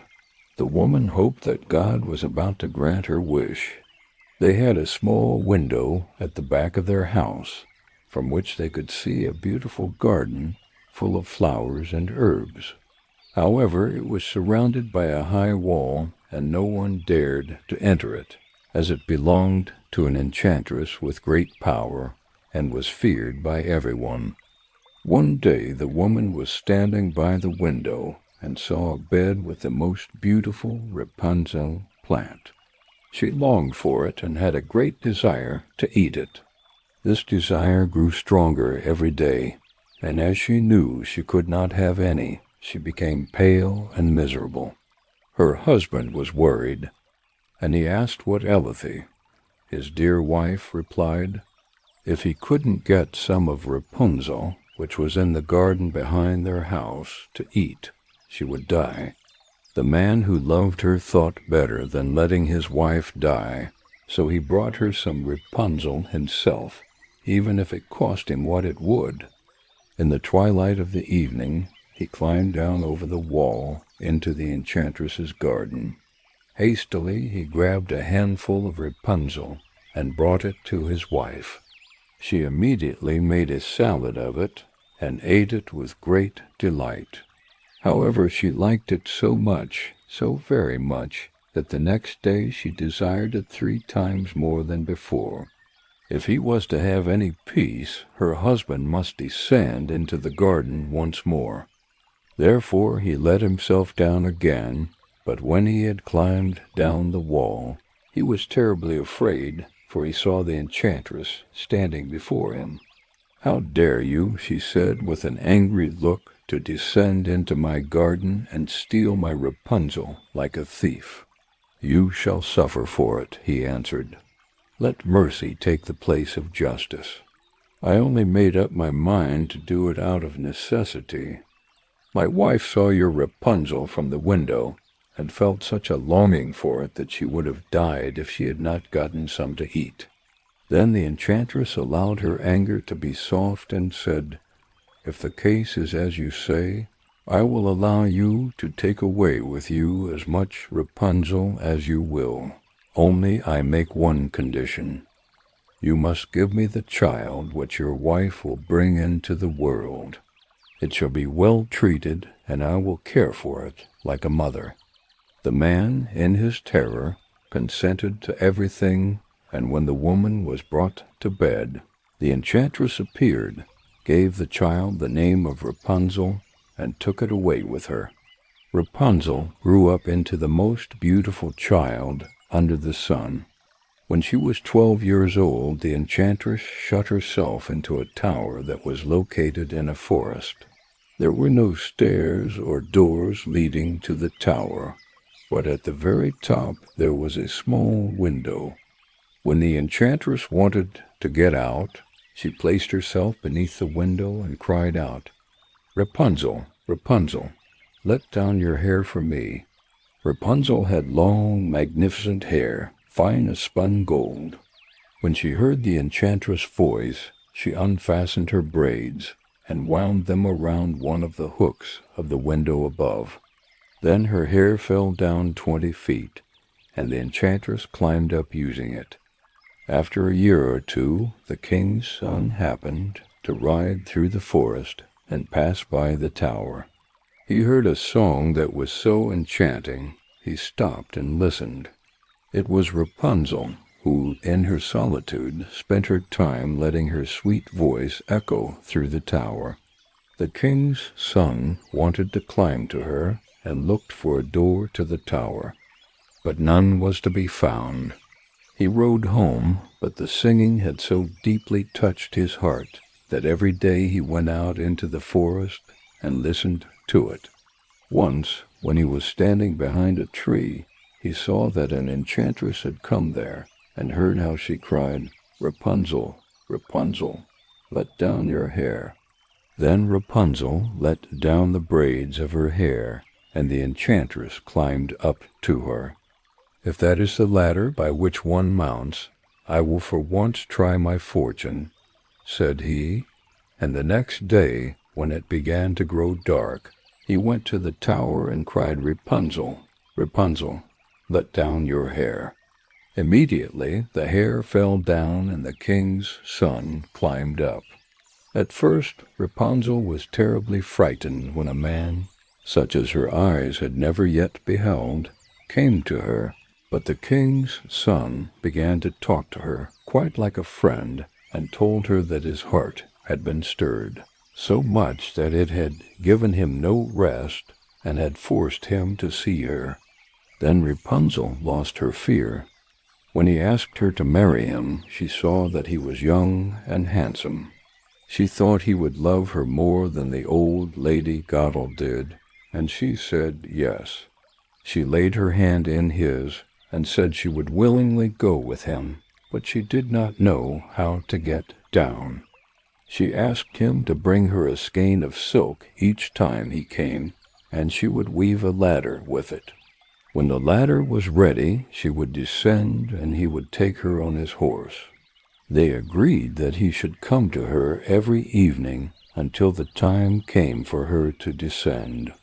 The enchantress did not notice anything about this until Rapunzel told her. Rapunzel asked the enchantress how it was that she was so much heavier to draw up for her than the young king's son was for her. The enchantress cried out, "What do I hear you say? I thought I had separated you from the world, and yet you have deceived me." In her anger, she grabbed Rapunzel's beautiful tresses and wound them twice around her left hand. With her right hand, she seized a pair of scissors, and with a snap, they were cut off. The lovely braids fell to the ground, and she was so cruel that she sent poor Rapunzel into a desert where she had to live in great sorrow and misery. On the same day she cast out Rapunzel and the enchantress in the evening, fastened the braids of hair that she had cut off to the hook of the window. When the king's son came and called out for Rapunzel, she let the hair down, but the king's son did not find Rapunzel there. Instead, the enchantress looked at him with wicked and malicious eyes. She cried mockingly, "You thought you would find your beloved, but the beautiful bird is gone, singing no longer in the nest. The cat has caught it, and will scratch out your eyes too. Rapunzel was lost to you, and you will never see her again." The king's son was overcome with pain, and in his despair he leapt from the tower. He escaped with his life, but the thorns he fell into pierced his eyes, leaving him blind. He wandered about the forest, eating only roots and berries, and mourned over the loss of his beloved wife. After years of wandering, he came to a desert where Rapunzel and the twins, whom she had given birth to, lived in poverty. He heard a voice that seemed familiar and went towards it.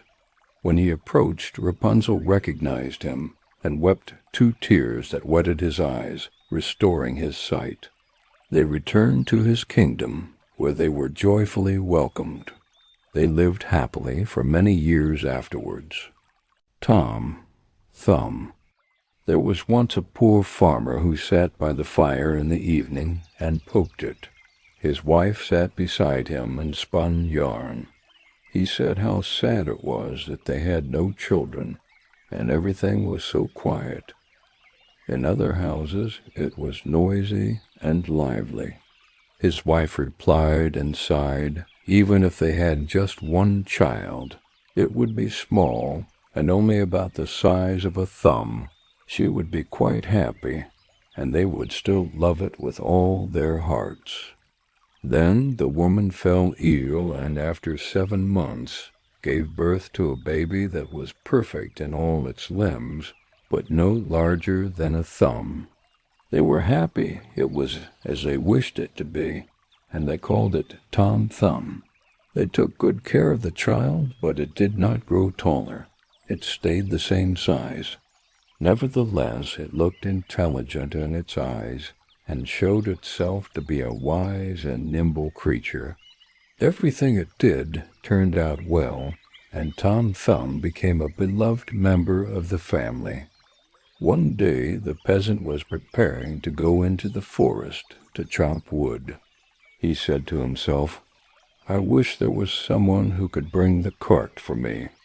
Then he cried out, "Oh, father, I will soon bring the cart. Rely on that, it will be in the forest at the appointed time." The man smiled and said, "How can that be done? You are far too small to lead the horse." "That's not a problem, father," replied the peasant. "If my mother will harness the horse, I can sit in its ear and tell it what to do." When the time came, the mother harnessed the horse and placed the peasant in its ear. The little creature then cried, "Gee up, and it went off properly, as if with its master. The cart followed the right path into the forest. Just as the peasant was turning a corner, 2 strange men approached him. They asked if he needed any help. The peasant replied that he was fine, but thanked them for their offer. My word was one of them. "What is this?" "There's a cart coming, and a driver is calling for a horse, but he is not to be seen." "That can't be right," said the other. "We will follow the cart and see where it stops." The cart drove right into the forest, exactly to the place where the wood had been cut. When Tom Thumb saw his father, he cried out to him, "See, father, here I am with the cart. Now take me down." The father got hold of the horse with his left hand, and with the right took his little son out. Tom Thumb sat down happily on a straw, but when the 2 strangers saw him, they were amazed. One of them took the other aside and said, "Park, the little fellow will make our fortune if we exhibit him in a big town for money. We will buy him."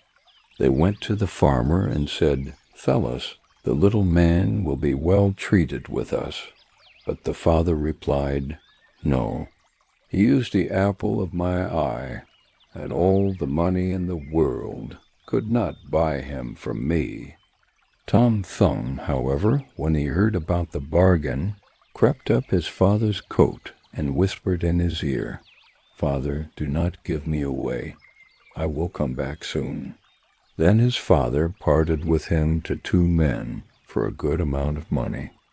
The men asked him where he wanted to sit, and he said, "Just set me on the rim of your hat, and then I can walk back and forth and look at the countryside, and still not fall down."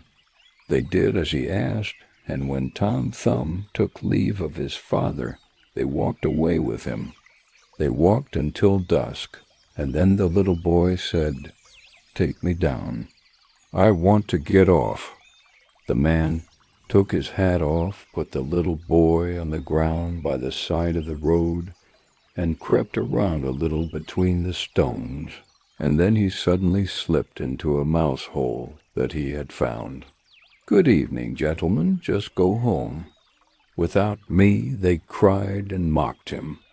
They ran to the mouse hole, but it was all in vain. Tom Thumb crept farther in, and as it became dark, they had to return home with their frustration and empty purses. When Tom Thumb saw them gone, he crept out of the underground passage. He said it was dangerous to walk in the dark, as a neck or leg could easily be broken. Fortunately, he found an empty snail shell and used it to spend the night safely. Soon after, he heard 2 men talking about how to steal the rich pastor's silver and gold. One of the thieves said they could tell him what to do. Tom interrupted them and asked what they were saying. The thief was frightened and stopped talking.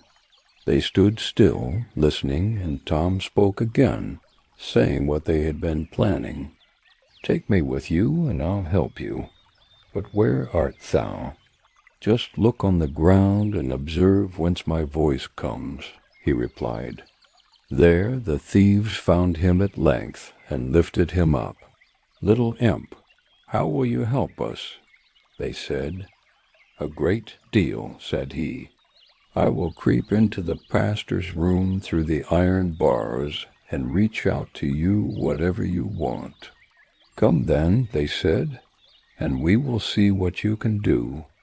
When they got to the pastor's house, Tom Thumb crept into the room, but instantly cried out with all his might, "Do you want to have everything that is here?" The thieves were alarmed and said, "I do speak softly, so as not to awaken anyone." Tom Thumb, however, behaved as if he had not understood this, and cried again, "What do you want? Do you want to have everything that is here?" The cook, who slept in the next room, heard this and sat up in bed, listening. The thieves, however, had, in their fright, run some distance away. But finally they gathered their courage and thought that the little rascal was trying to mock them. They came back and whispered to him, "Be serious and show us something." Tom Thumb cried out as loudly as he could, "I will give you everything. Just put your hands on the maid." She heard this quite clearly and jumped out of bed, rushing to the door. The thieves took off and ran as if the wild huntsmen were chasing after them, but as the maid couldn't see anything, she went to get a light. When she arrived at the place, Tom Thumb was nowhere to be seen, so she searched every corner and found nothing. She lay down in her bed again, believing that she had been dreaming with open eyes and ears. Tom Thumb had climbed into the hay and found a comfortable place to sleep. He intended to stay there until day, then go home to his parents. But he had other plans. There is much affliction and misery in the world. When day dawned, the maid arose to feed the cows. Her first stop was the barn, where she grabbed an armful of hay, and in that very same hay poor Tom Thumb was sleeping. He was sleeping so deeply that he was unaware of anything and did not wake until he was in the mouth of the cow who had picked him up along with the hay. "Oh, heavens!" he cried. "How have I gotten into the mill?" But he soon realized where he was. Then it was necessary for him to be careful not to let himself get caught in the teeth and dismembered, but he was none the less forced to slip down into the stomach along with the hay. "This little room has no windows," he said, "and no sun shines here. Neither will a candle be brought." His quarters were especially unpleasant to him, and the worst part was that more and more hay kept coming in through the door, and the space grew smaller and smaller. Finally, in his anguish, he cried out as loudly as he could, "No more fodder! Bring me no more!" The maid was just finishing milking the cow when she heard someone speak. She saw no one, but she heard the same voice she had heard the night before. She was so terrified that she slipped off her stool and spilled the milk. In great haste, she ran to her master and said, "Heavens, pastor, the cow is speaking." The pastor replied, "You are mad," but he went to the buyer's house to see what was happening. He hardly had set his foot inside the house when Tom Thumb cried again, "Bring me no more fodder, bring me no more fodder." Then the pastor himself was alarmed and thought that an evil spirit had entered the cow. He ordered her to be killed, and she was killed. However, the stomach in which Tom Thumb was thrown onto the midden. Tom Thumb had great difficulty working his way out, but he succeeded in getting some room. Just as he was about to thrust his head out, a new misfortune occurred. A hungry wolf ran up and swallowed the whole stomach in one gulp.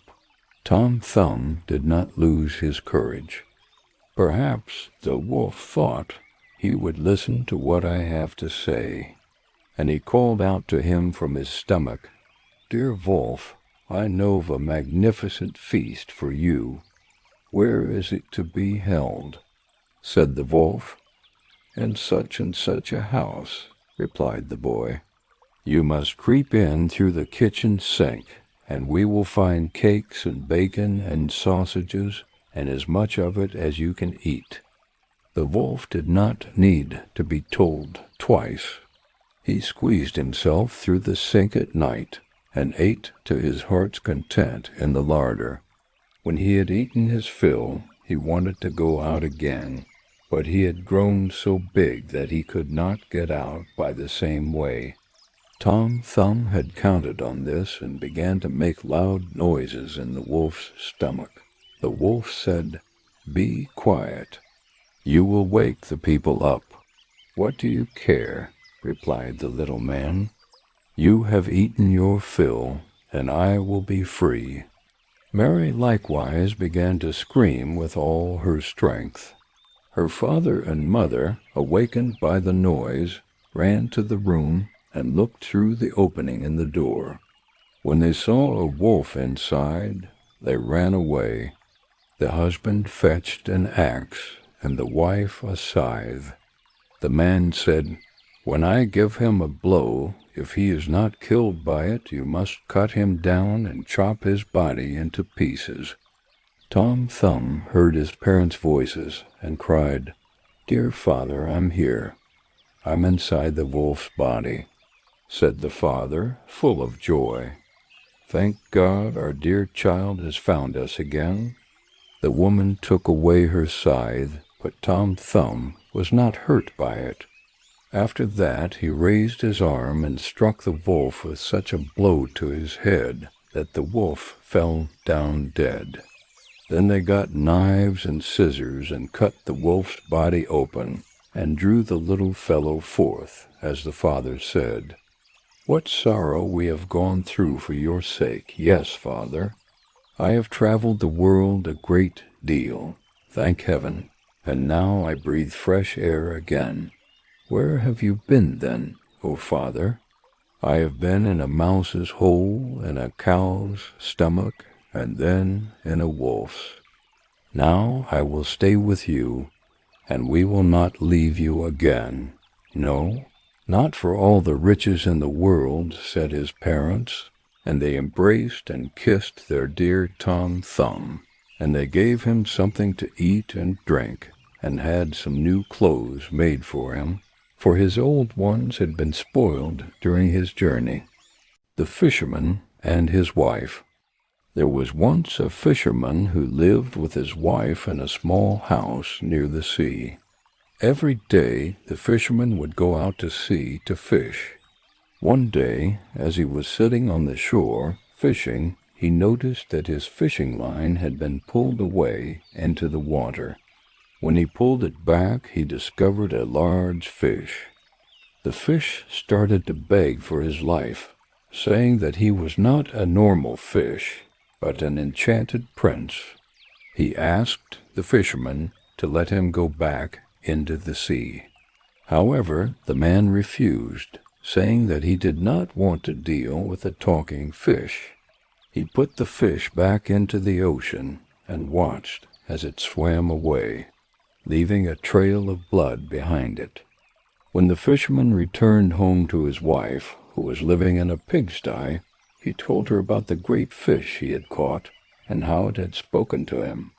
He explained that he had let the fish go after hearing its story. The wife asked if the fish had not asked for anything in return. She suggested that they should ask for a cozy little cottage instead. The fisherman was not very enthusiastic about the idea, but he went back to the shore. When he returned, the water looked different, with a yellow and green hue.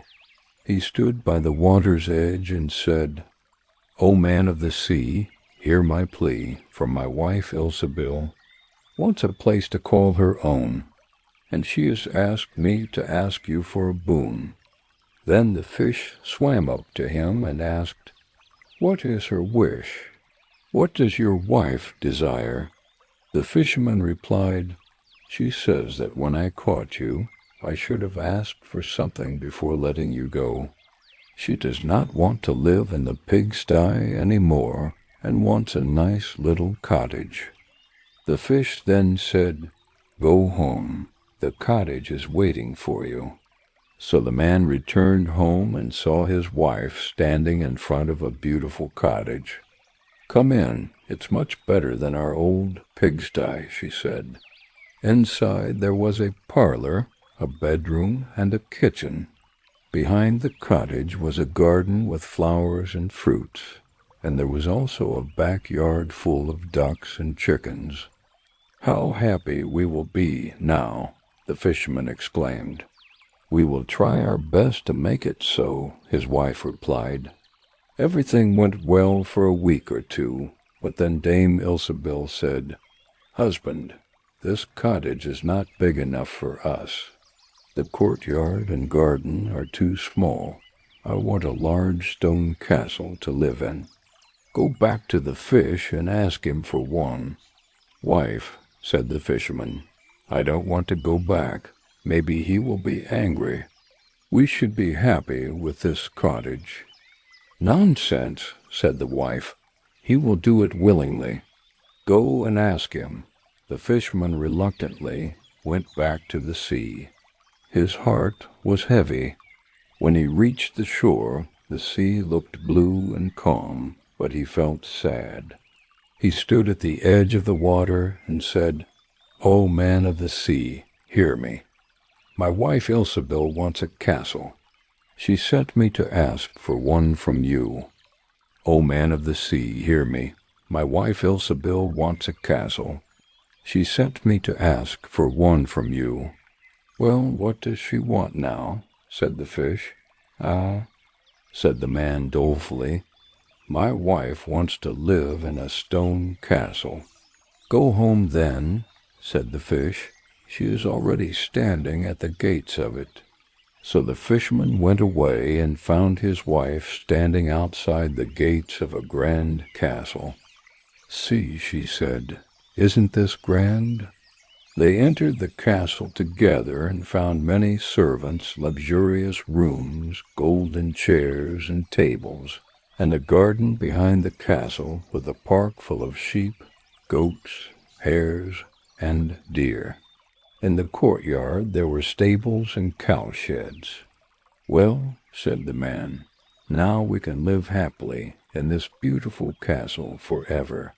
"Perhaps," said the wife, "but let's sleep on it before we decide." So they went to bed. The next morning, when Dame Ilsabil woke up, it was broad daylight.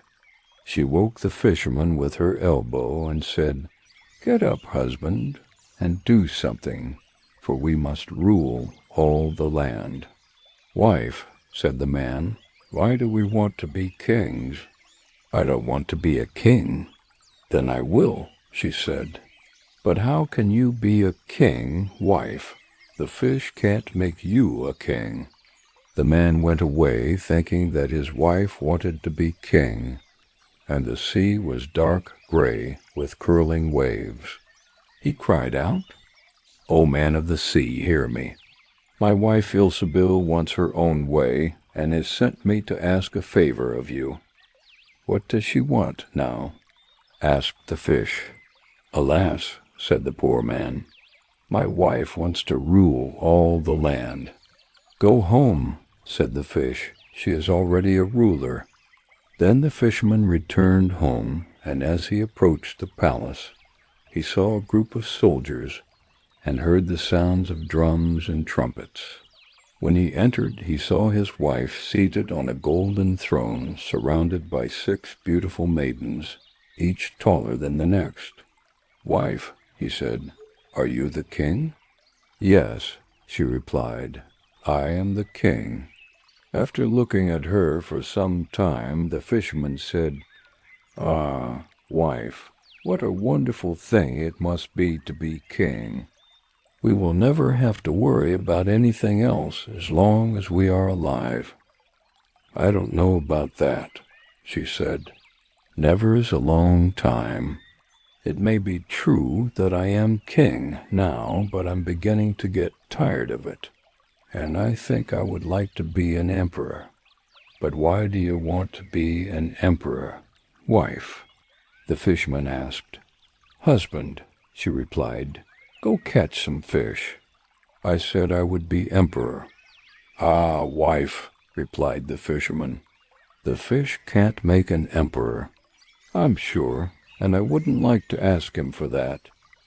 "I am king," said Ilsabil, "and you are my slave. So go at once." The fisherman was forced to obey. He muttered as he walked away, "This won't end well. It's too much to ask. The fish will get tired, and will regret what we've done." He soon reached the shore, but the water was dark and muddy.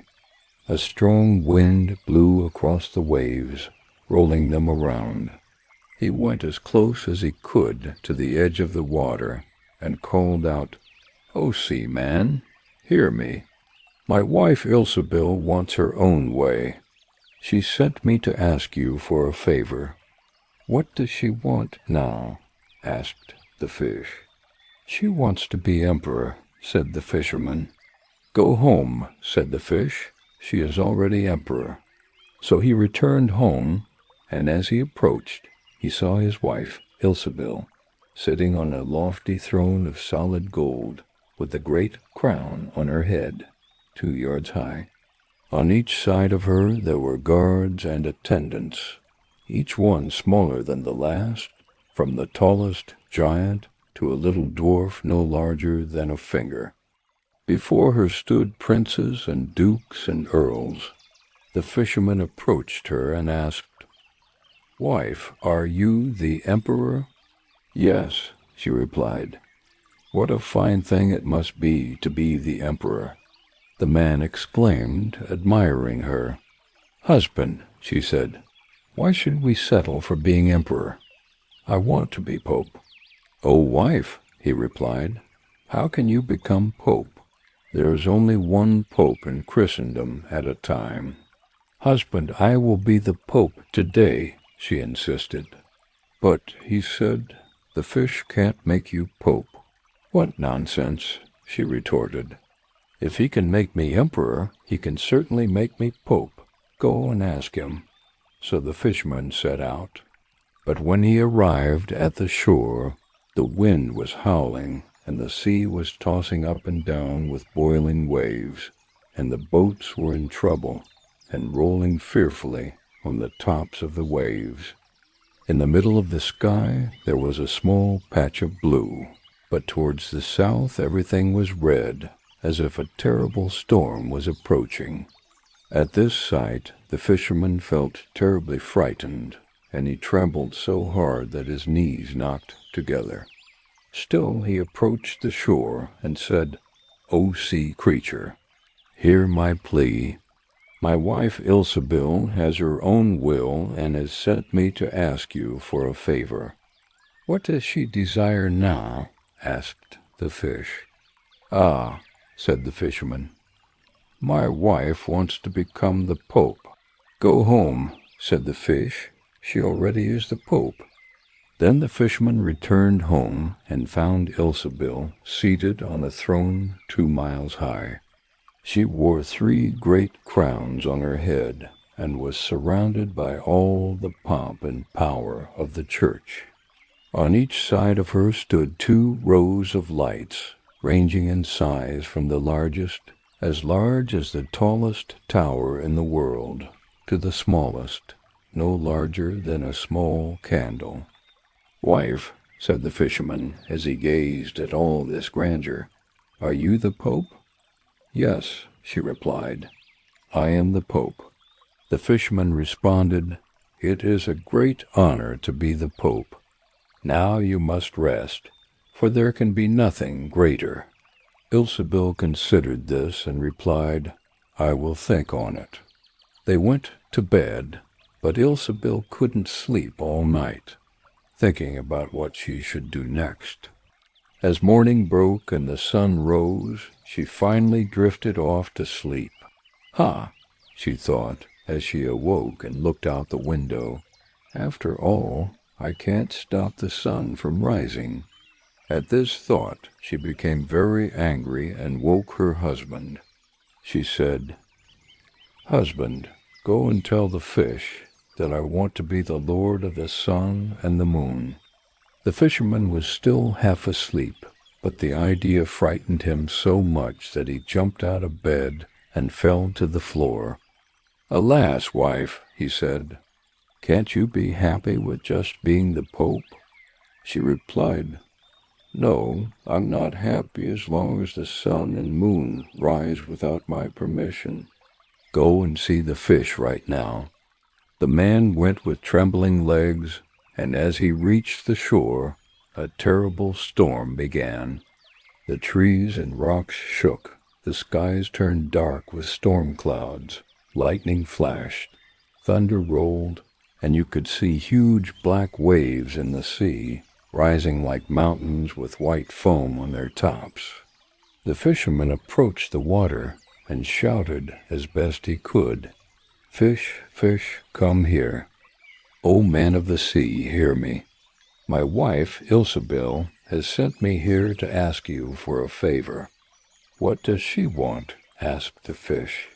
"She wants to be the lord of the sun and moon," the man replied. The fish sighed and said, "Go home to your pigsty." And so they lived happily ever after. The Wolf and the 7 Little Kids.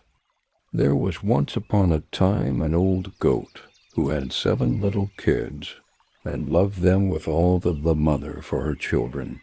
One day she wanted to go into the forest and fetch some food.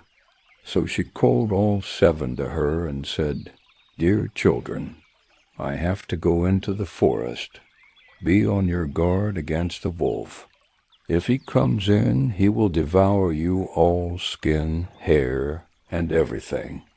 The wretch often disguises himself, but you will know him at once by his rough voice and his black feet."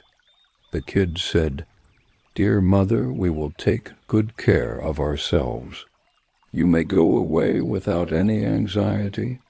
Then the old one bleated and went on her way with an easy mind. It was not long before someone knocked at the house door and called, "Open the door, dear children. Your mother is here and has brought something back with her for each of you." But the little kids knew that it was the wolf by the rough voice. "We will not open the door," cried they. "You are not our mother. She has a soft, pleasant voice, but your voice is rough. You are the wolf." Then the wolf went away to a shopkeeper and bought himself a great lump of chalk, ate this, and made his voice soft with it. Then he came back, knocked at the door of the house, and called, "Open the door, dear children. Your mother is here and has brought something back with her for each of you." But the wolf had laid his black paws against the window, and the children saw them and cried, "We will not open the door. Our mother has not black feet like you. You are the wolf." Then the wolf ran to a baker and said, "I have hurt my feet. Rub some dough over them for me." And when the baker had rubbed his feet over, he ran to the miller and said, "Strew some white meal over my feet for me." The miller thought to himself, "The wolf wants to deceive someone," and refused. But the wolf said, "If you will not do it, I will devour you." Then the miller was afraid, and made his paws white for him. Truly, this is the way of mankind. So now the wretch went for the 3rd time to the house door, knocked at it, and said, "Open the door for me, children. Your dear little mother has come home, and has brought every one of you something back from the forest with her." The little kids cried, "First show us your paws, that we may know if you are our dear little mother." Then he put his paws in through the window, and when the kids saw that they were white, they believed that all he said was true, and opened the door. But who should come in but the wolf? They were terrified, and wanted to hide themselves. One sprang under the table, the second into the bed, the third into the stove, the fourth into the kitchen, the fifth into the cupboard, the sixth under the washing bowl, and the 7th into the clock case. But the wolf found them all, and used no great ceremony. One after the other he swallowed them down his throat. The youngest, who was in the clock case, was the only one he did not find. When the wolf had satisfied his appetite, he took himself off, laid himself down under a tree in the green meadow outside, and began to sleep. Soon afterwards the old goat came home again from the forest. Ah, what a sight she saw there! The house door stood wide open. The table, chairs, and benches were thrown down. The washing bowl lay broken to pieces, and the quilts and pillows were pulled off the bed. She sought her children, but they were nowhere to be found. She called them one after another by name, but no one answered. At last, when she came to the youngest, a soft voice cried, "Dear mother, I am in the clock case." She took the kid out, and it told her that the wolf had come and had eaten all the others. Then you may imagine how she wept over her poor children. At length in her grief she went out, and the youngest kid ran with her. When they came to the meadow, there lay the wolf by the tree, and snored so loud that the branches shook. She looked at him on every side and saw that something was moving and struggling in his gorged belly. "Ah, heavens," she said, "is it possible that my poor children, whom he has swallowed down for his supper, can be still alive?" Then the kid had to run home and fetch scissors and a needle and thread, and the goat cut open the monster's stomach, and hardly had she made one cut than one little kid thrust its head out, and when she had cut farther, all 6 sprang out one after another, and were all still alive, and had suffered no injury whatever, for in his greediness the monster had swallowed them down whole. What rejoicing there was! They embraced their dear mother, and jumped like a tailor at his wedding. The mother, however, said, "Now go and look for some big stones, and we will fill the wicked beast's stomach with them while he is still asleep." Then the 7 kids dragged the stones thither with all speed, and put as many of them into this stomach as they could to get in. And the mother sewed him up again in the greatest haste, so that he was not aware of anything and never once stirred. When the wolf at length had had his fill of sleep, he got on his legs, and as the stones in his stomach made him very thirsty, he wanted to go to a well to drink. But when he began to walk and to move about, the stones in his stomach knocked against each other and rattled. Then cried he, "What rumbles and tumbles against my poor bones? I thought 'twas 6 kids, but it feels like big stones." And when he got to the well and stooped over the water to drink, the heavy stones made him fall in, and he drowned miserably. When the 7 kids saw that, they came running to the spot and cried aloud, "The wolf is dead! The wolf is dead!" and danced for joy round about the well with their mother. The Sleeping Beauty. A long time ago there was a king and a queen who wished for a child. They tried to have one, but it never happened. One day, while the queen was taking a bath, a frog came out of the water and said that her wish would be fulfilled. Before a year had passed, she would have a daughter. The queen had a beautiful little girl. The king was so happy that he ordered a great feast to celebrate. He invited not only his friends and acquaintances, but also the wise women, in order to make sure that they were kind and well disposed towards the child. There were 13 wise women in the kingdom, but the king had only 12 golden plates for them to eat from. One of them had to stay at home. The feast was held in great splendor, and when it ended, the wise women bestowed magical gifts upon the child. One gave her virtue, another gave her beauty, and a third gave her wisdom. When the 12th prince had made his promises, suddenly the 13th prince came in. He wished to avenge himself for not being invited, and without even greeting or looking at anyone, he cried with a loud voice. The king's daughter, who was in her 15th year, pricked herself with a spindle and fell down dead. Without saying another word, she turned around and left the room. Everyone was shocked, but the 12th, whose good wish had still remained unspoken, came forward and said that it would not be death, but a deep sleep of 100 years, into which the princess would fall. The king, who loved his dear child, gave orders that every spindle in the kingdom should be burnt. Meanwhile, the gifts of the wise women were abundantly fulfilled on the young girl, for she was beautiful, modest, good-natured, and wise. I saw her, and I knew I would love her, It so happened that on the same day when she was 15 years old, the king and queen were away from home, and the princess was left in the palace all alone. So she went around and looked into all kinds of places, rooms, and chambers as she pleased, and finally came to an old tower. She climbed up a narrow, winding staircase and reached a small door.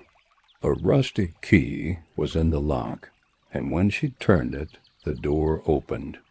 There, in a small room, sat an old woman spinning flax with a spindle.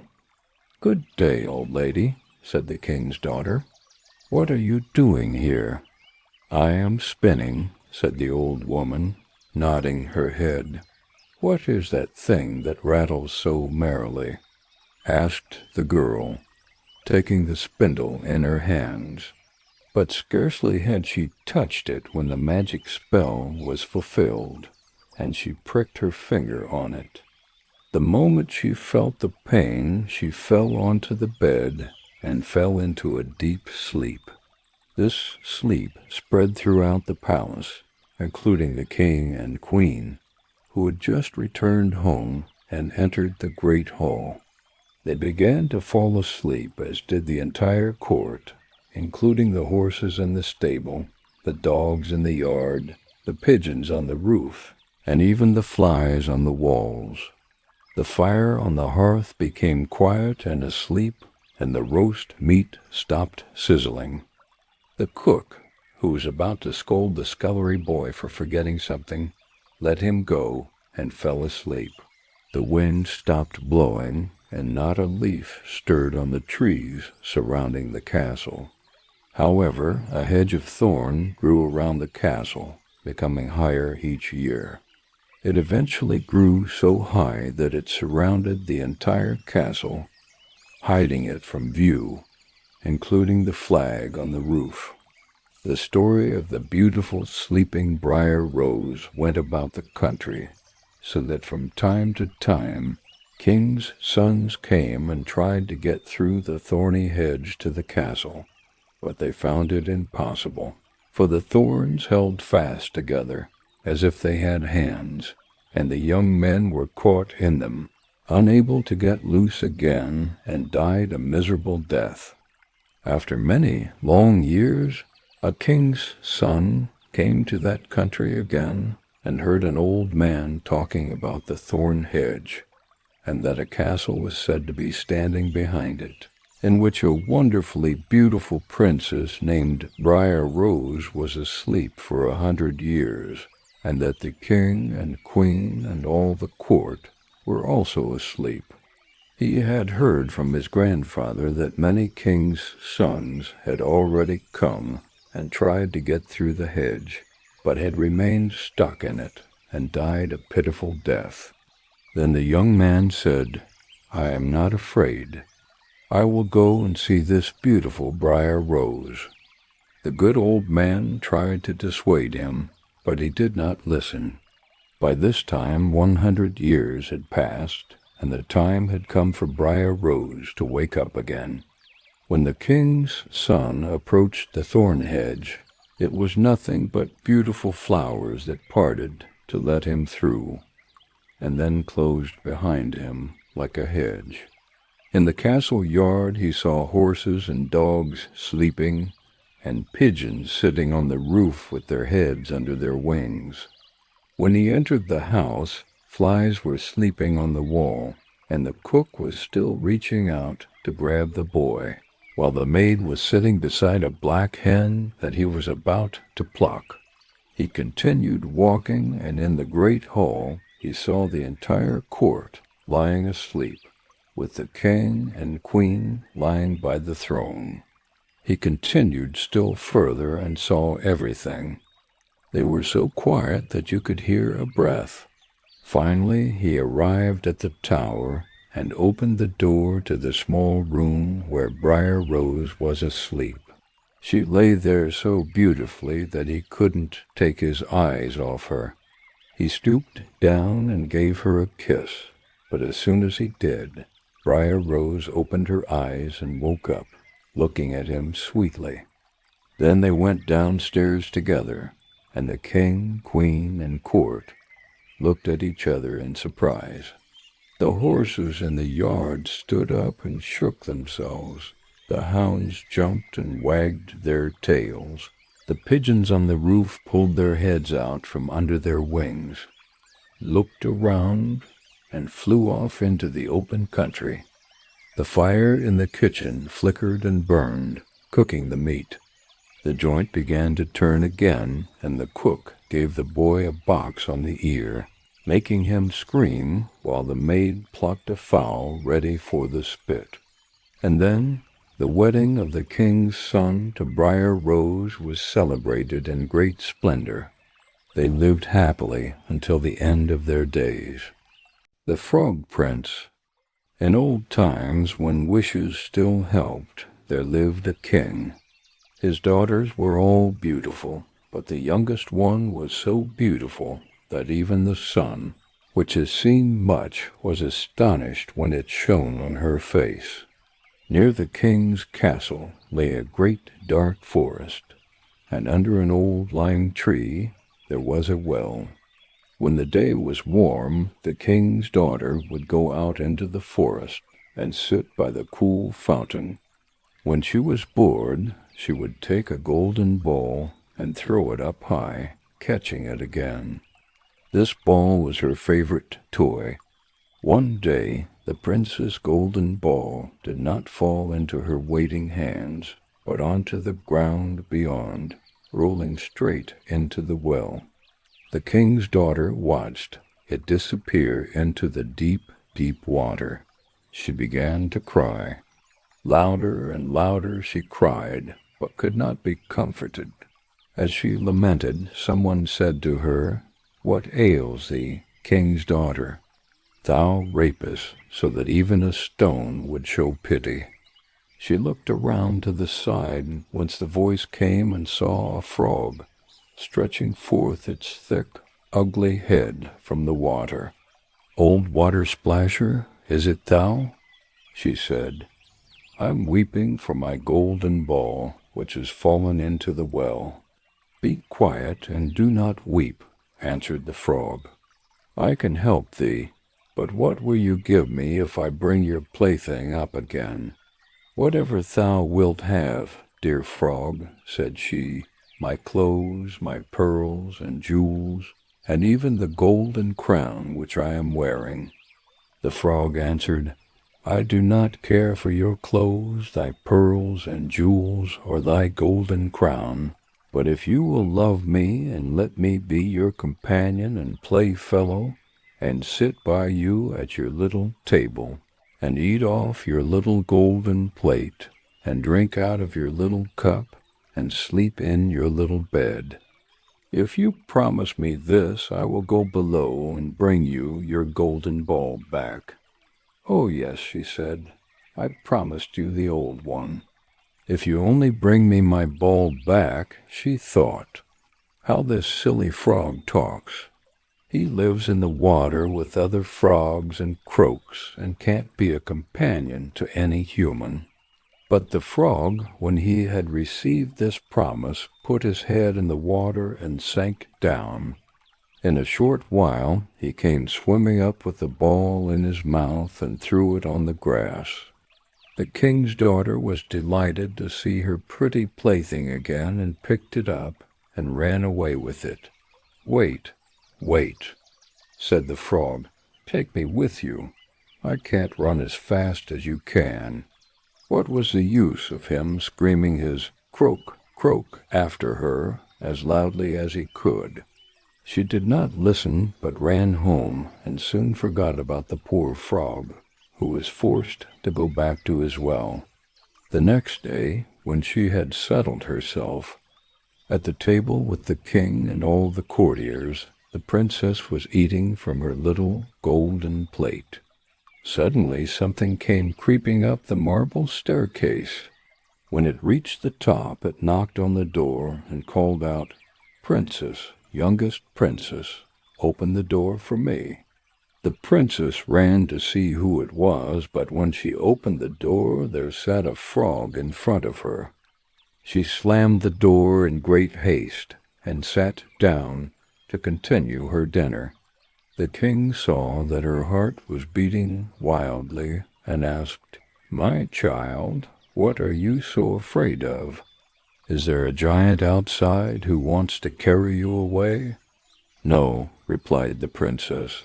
"It is not a giant, but a disgusting frog." "What does a frog want with you?"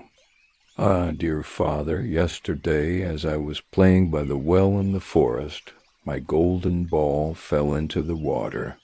Because I cried so much, the frog brought it back to me. Because he insisted, I promised to make him my friend.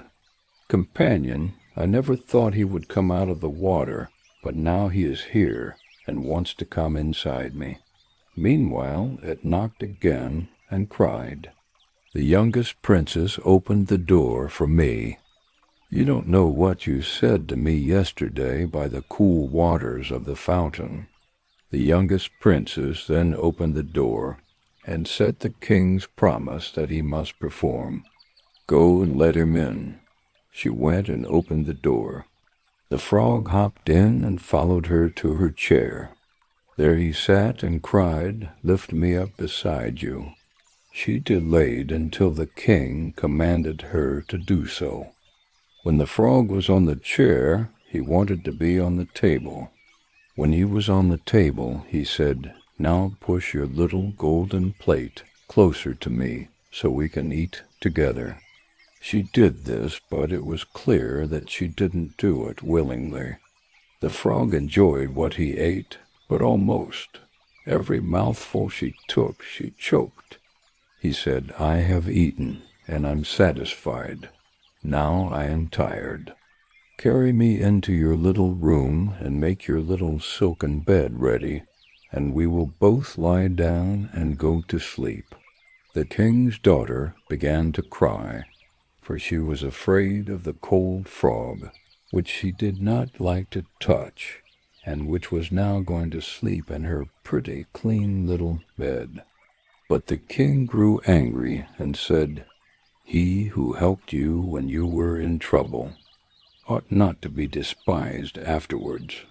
So she took hold of the frog with 2 fingers, carried him upstairs, and put him in a corner.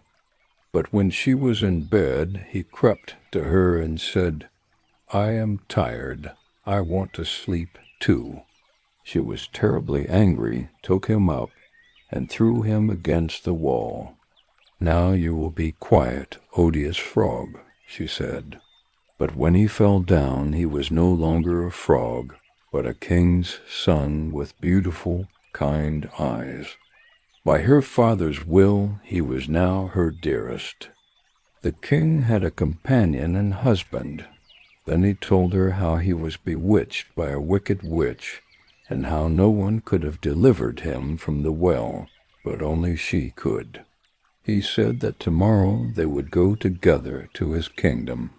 They went to sleep, and the next morning, when the sun woke them, a carriage came with 8 white horses, which had white ostrich feathers on their heads, and were harnessed with golden chains. Behind them stood the young king's faithful servant, Henry. Henry had been so unhappy when his master was turned into a frog, so he caused 3 iron bands to be laid around the king's heart to prevent it from bursting with grief and sadness. The carriage was to take the young king to his kingdom, and Henry helped them both inside and placed himself behind. He was full of joy at this deliverance. When they had driven for a while, the king's son heard a crack behind him, as if something had broken. So he turned around and cried, "Henry, the carriage is breaking." "No, master, it's not the carriage," said Henry. "It's a band playing from my heart, which was put there by my great pain when you were imprisoned in the well, and every time they played, something cracked, and the king's son thought the carriage was breaking. but it was just a band springing from my heart, because my master was set free and happy. The Golden Goose. Once upon a time there was a man with 3 sons. The youngest one was called the Simpleton, and was often laughed at and ignored. One day the eldest son wanted to go into the forest to chop wood. Before he left, his mother gave him some delicious pancakes and a flask of wine, so he wouldn't get hungry or thirsty while in the forest. On his way, he met an old man who asked for some of the food and drink. The wise son refused, saying he didn't have any. The old man was left standing there, hungry and thirsty. The wise son continued on his way and began chopping wood. However, he made a mistake and his hatchet struck his arm. He had to go home to get it bandaged. This is what happened to the old gray man, who was left hungry and thirsty after being refused by the wise son. Afterwards, the second son went into the woods. The mother gave him, as she had given to the eldest son, a pancake and a flask of wine. The little old man also met him and begged for a bit of cake and some wine. But the second son spoke plainly, saying, "What I give you I lose, so be off." And leaving the little man standing, he went on his way. The punishment followed as he was cutting down a tree. He hit himself so severely in the leg that he had to be brought home. Then the simpleton said, "Father, let me go into the forest once to cut wood." The father answered, "Your brothers have hurt themselves by doing so. Give it up.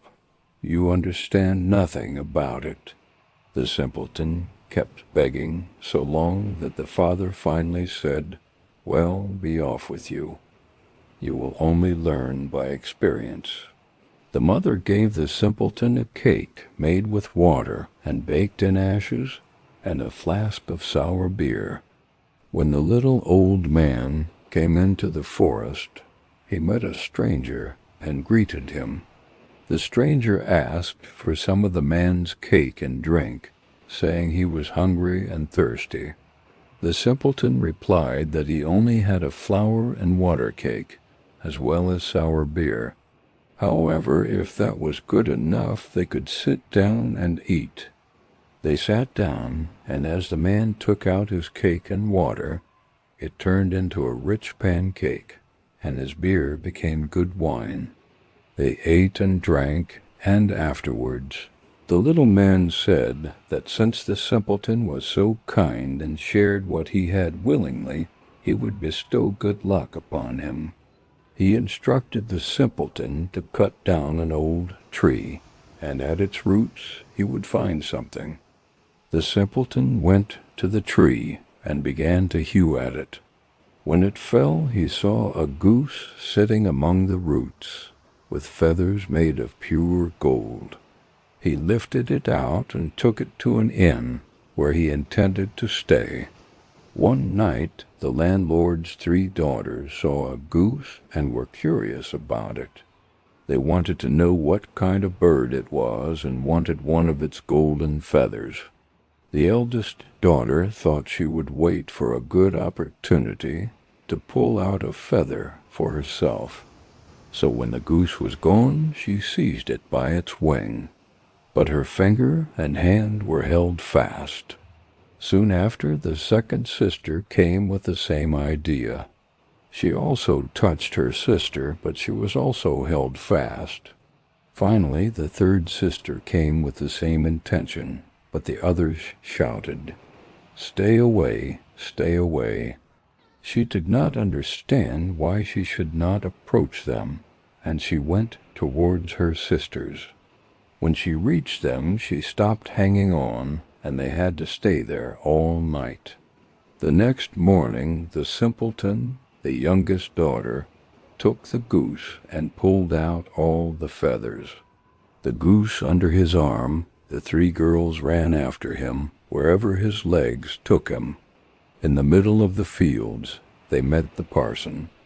When he saw the procession, he said, "Shame on you, girls, running after a young fellow through the fields like that." He seized the youngest one by the hand to drag her away, but he too was obliged to run after them.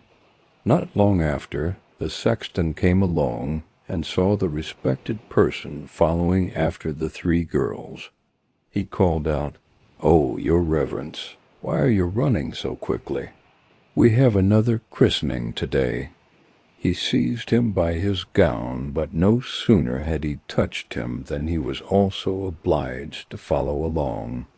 As the five continued to tramp on, two peasants with their hoes caught up with them. From the fields the man cried out and begged for help.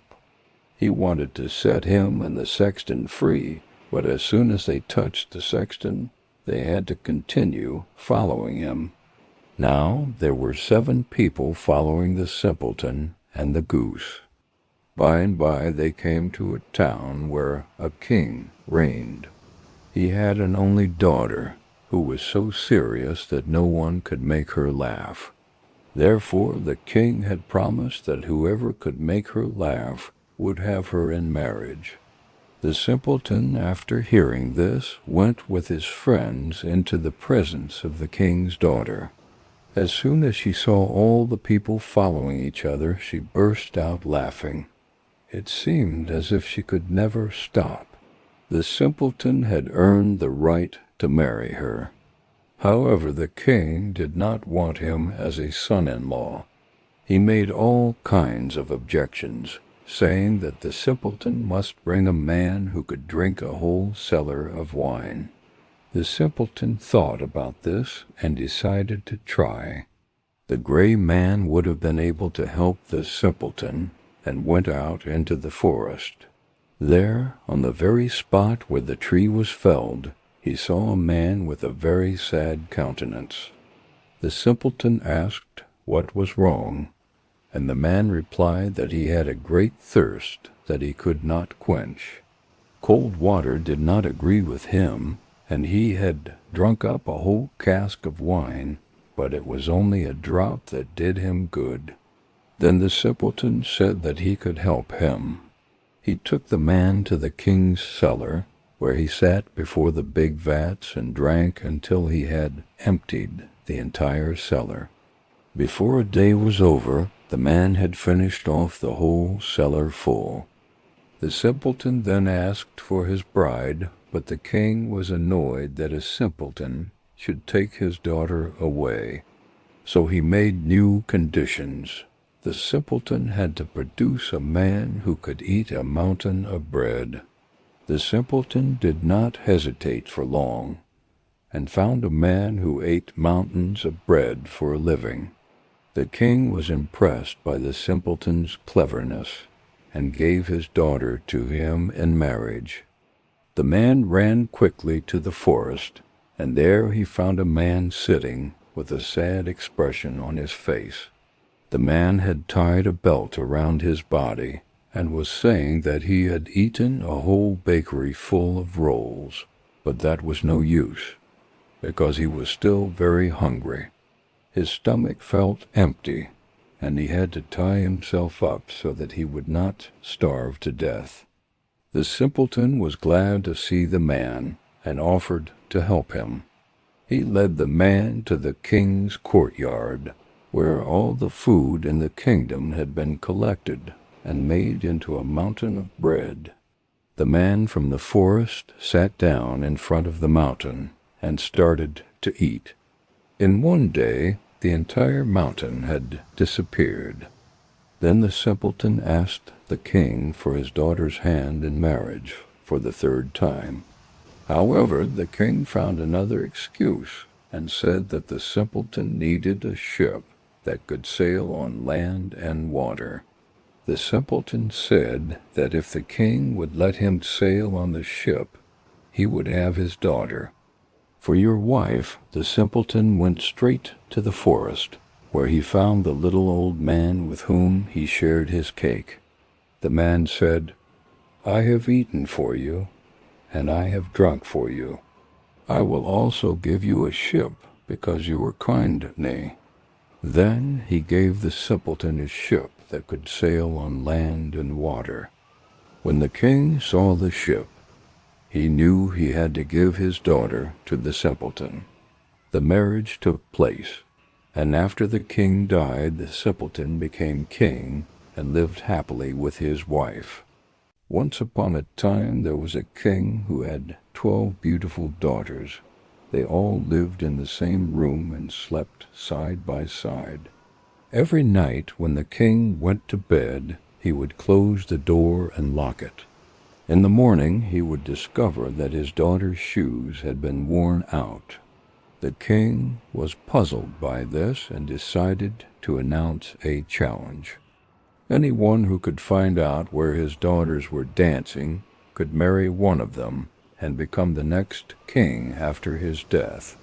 However, if the person failed to find out the secret in 3 days, their head would be cut off. Soon a prince volunteered to take on this difficult task. He was welcomed, and in the evening he was taken to a room next to the princess's sleeping chamber. A bed had been prepared for him, and he was to watch where the princesses went and what they did, so that they couldn't do anything secretly or leave the hall.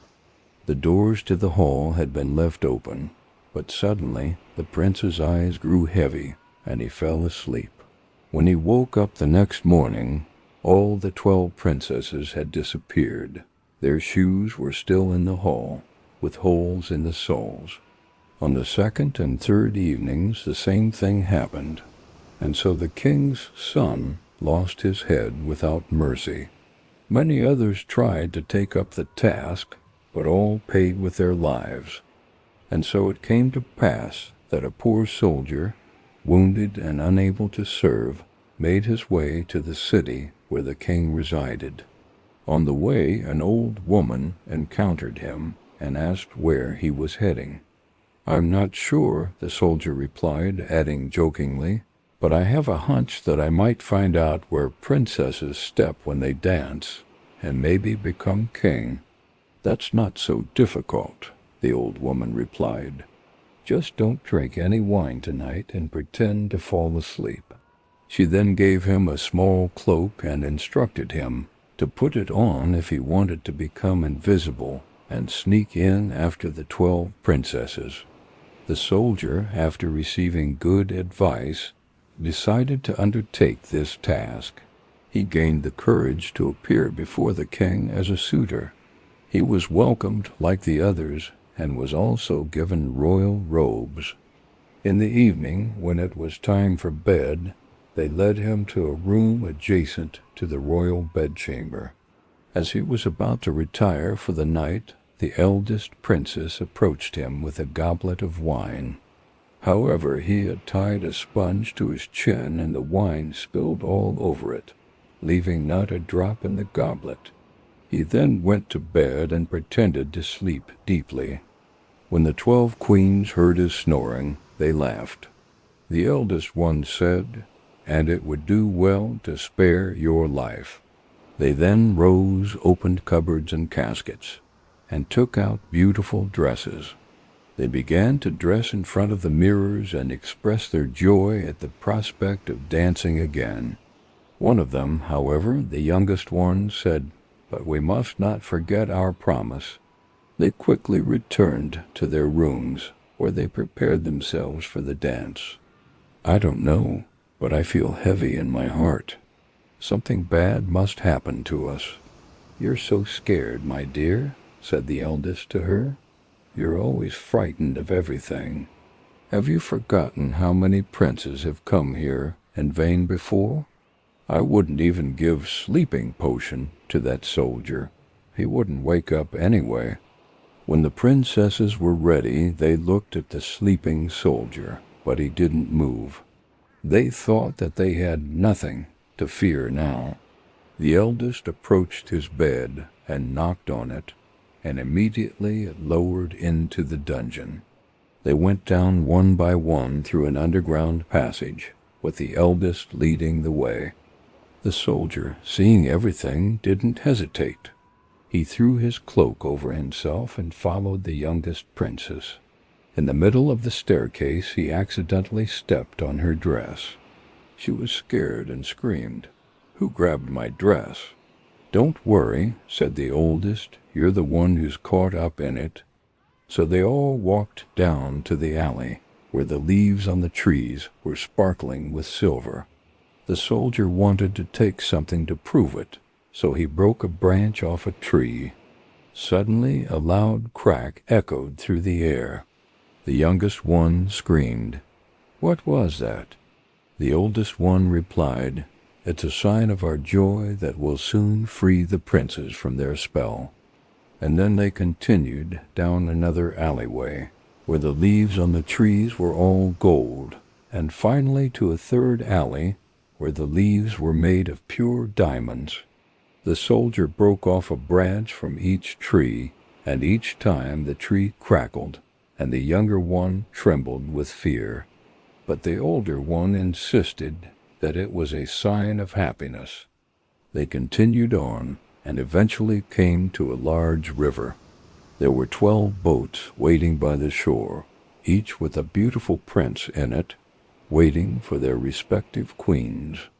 The soldier placed the princess in each boat, and sat down with the youngest one. The prince said, "Why is my boat suddenly so heavy today? I'll have to row as hard as I can." "Maybe it's just the hot weather," the younger one replied. "Or maybe something's just bothering you today."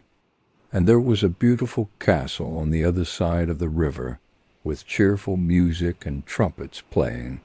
The princes swam over to the castle and entered, each dancing with their sweetheart. A soldier also joined them, dancing with them but invisible to everyone. One of the queens offered a goblet of wine to the soldier, but he drank it all before she could even take a sip. The younger queen was frightened, but the older one insisted that they continue to dance. They danced until 3 o'clock in the morning, when their shoes were all worn out from dancing. They had to leave the castle and go back across the river. This time the soldier boarded the boat with the eldest prince. On the other side they said goodbye and promised to return the next night. After they left, the soldier returned home and went to bed. And when the 12 queens slowly climbed the stairs, tired, he had already fallen asleep, snoring so loudly that everyone could hear. They said, "We have nothing to fear from this man," and took off their beautiful dresses, hiding them, and put their worn-out dancing shoes under the bed. Then they went to sleep. The next morning the soldier decided not to say anything, but to see this wonder again, so he went with them for the second and third night. Everything was the same. They danced until their shoes were worn out. But this time he brought a goblet as proof. When it was time for him to speak, he took the goblet and 3 branches with him, and went to see the king. The 12 queens stood outside and listened to his words. When the king asked, "Where did my 12 daughters lose their dancing shoes?" the soldier replied, "They were worn out from dancing." With the 12 princes in the underground castle, the soldier told the king everything as it was, and brought him signs of proof. The king then ordered his daughters to be summoned and asked them if the soldier was telling the truth. Seeing that everything had been revealed, and if they denied it, it would not help them anyway, they confessed everything. Then the king said, "Which one do you wish to marry?"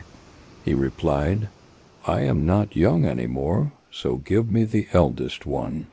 The wedding took place that same day, with the soldier promised the eldest daughter after the king's death and the entire kingdom. And the princes were enchanted once again for as many days as they had danced with the 12 princesses for nights. The Pied Piper of Hamelin. In the year 1284, a mysterious man appeared in Hamelin.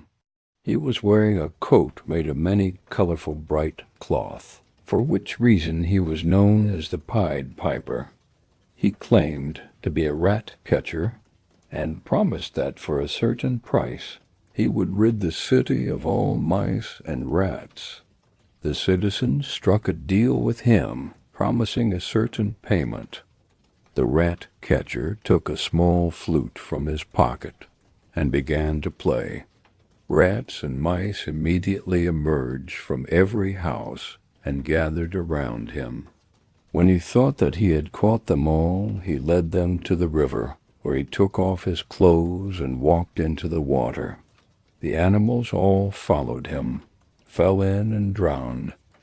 Now that the citizens were freed from their plague, they regretted promising so much money.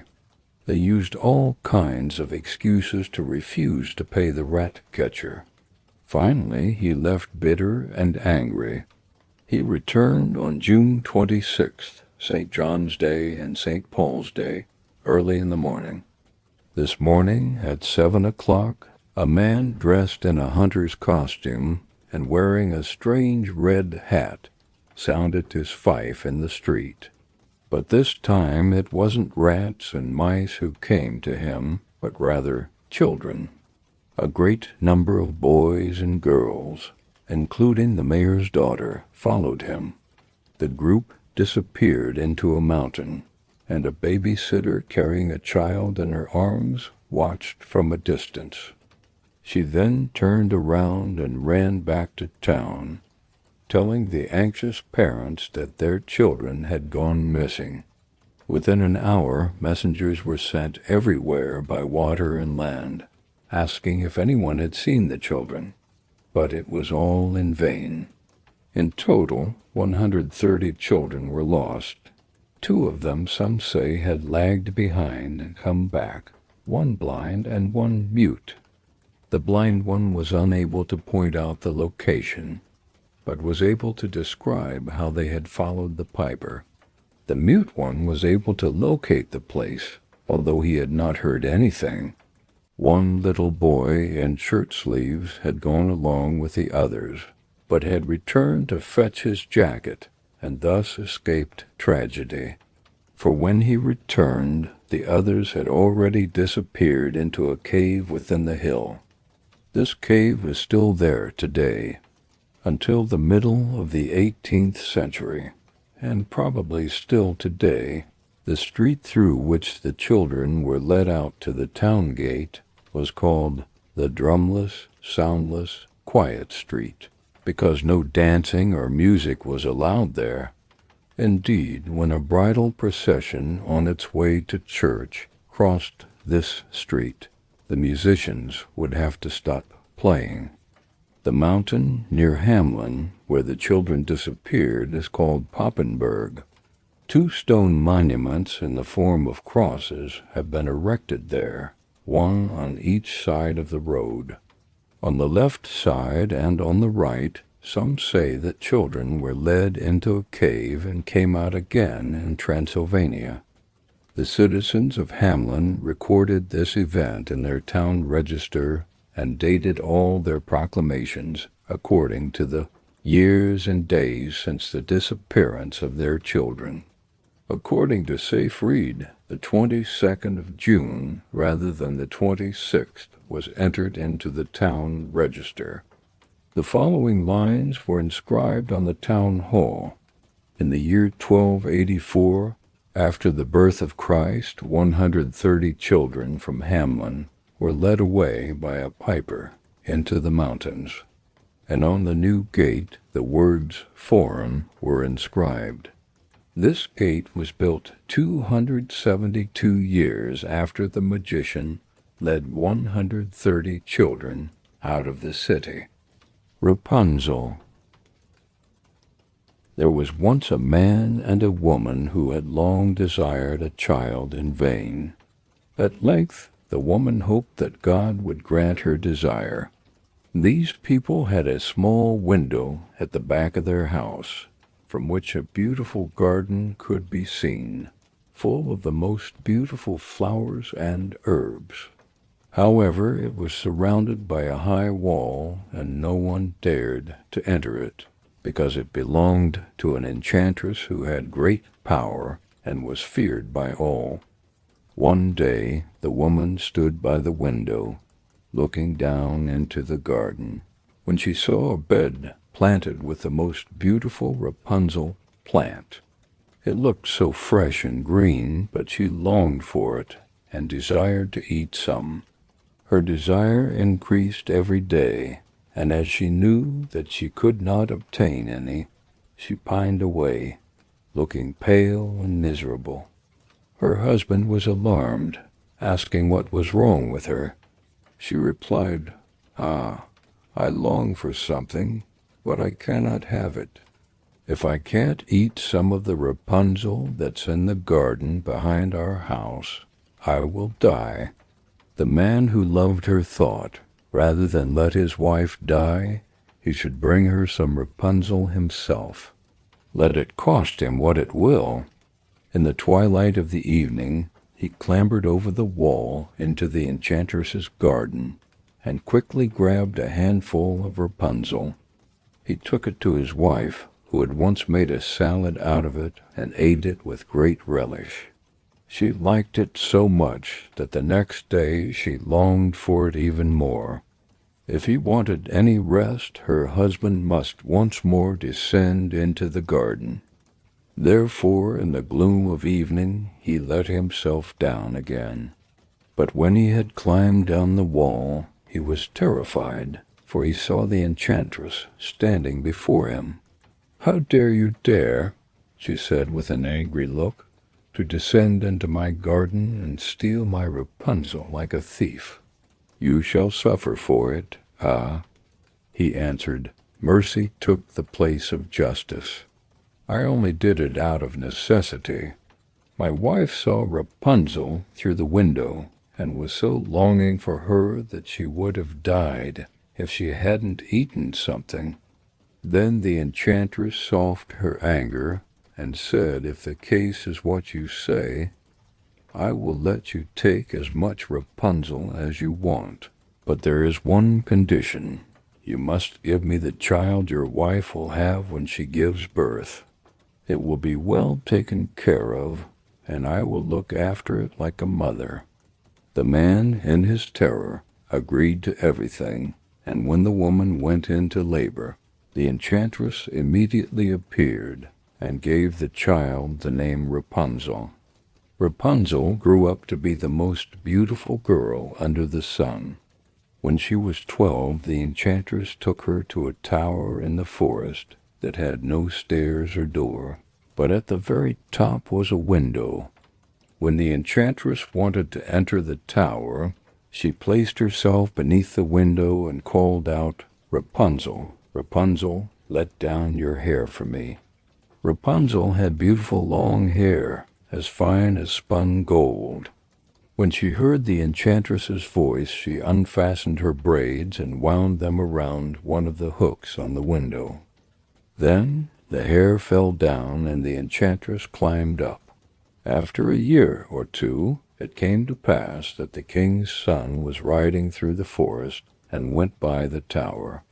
He heard a song that was so charming that he stopped and listened. This was Rapunzel singing alone in her tower.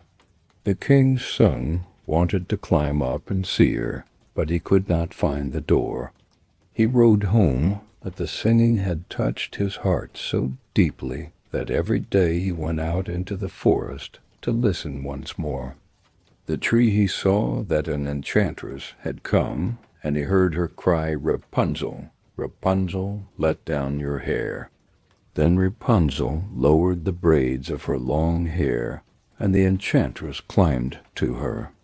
"If that is the ladder by which one ascends, I will try my luck," he said, and the next day, when it began to get dark, he went to the tower and called out, "Rapunzel, Rapunzel, let down your hair."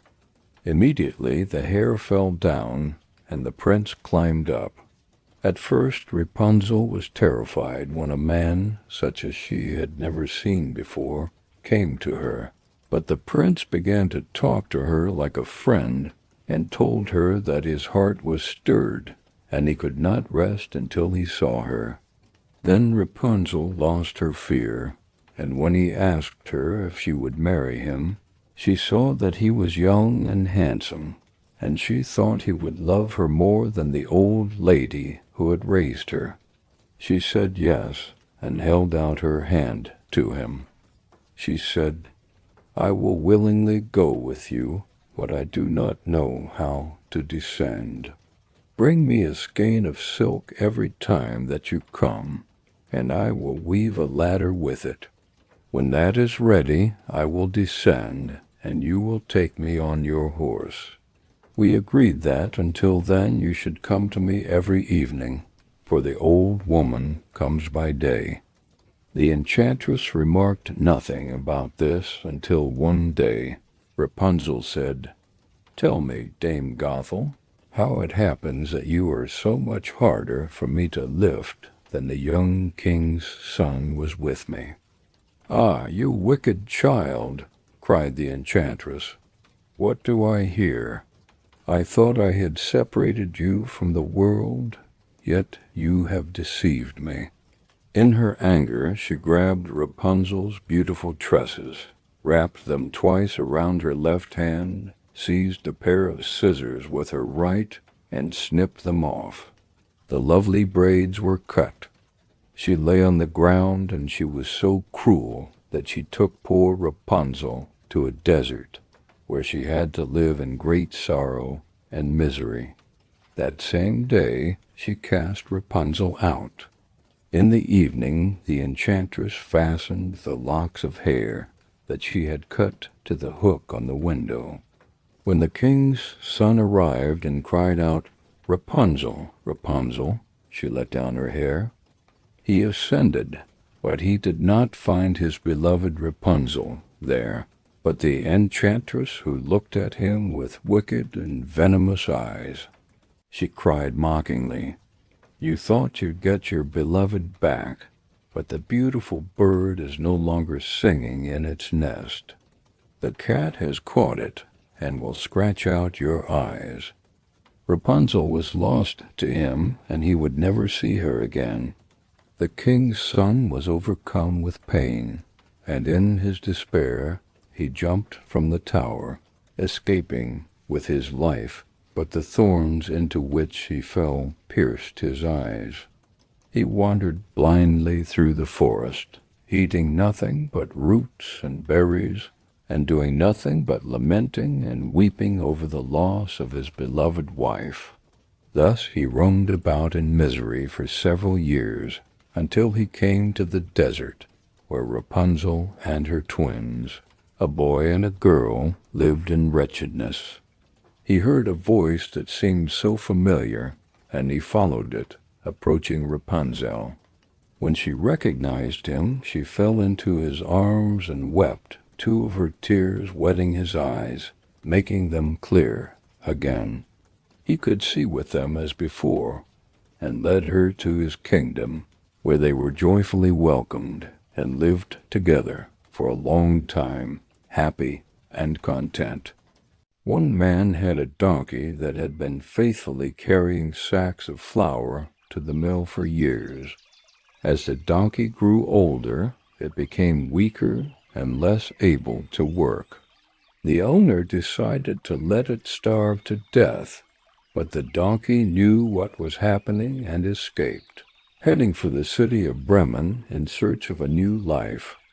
On the way, the donkey met a hunting dog who was lying on the side of the road, exhausted. The donkey asked why the dog was so tired, and the dog explained that she was old and no longer able to hunt. She had escaped from her owner, who wanted to kill her. The donkey suggested that the dog come with him to Bremen, where they could both become musicians.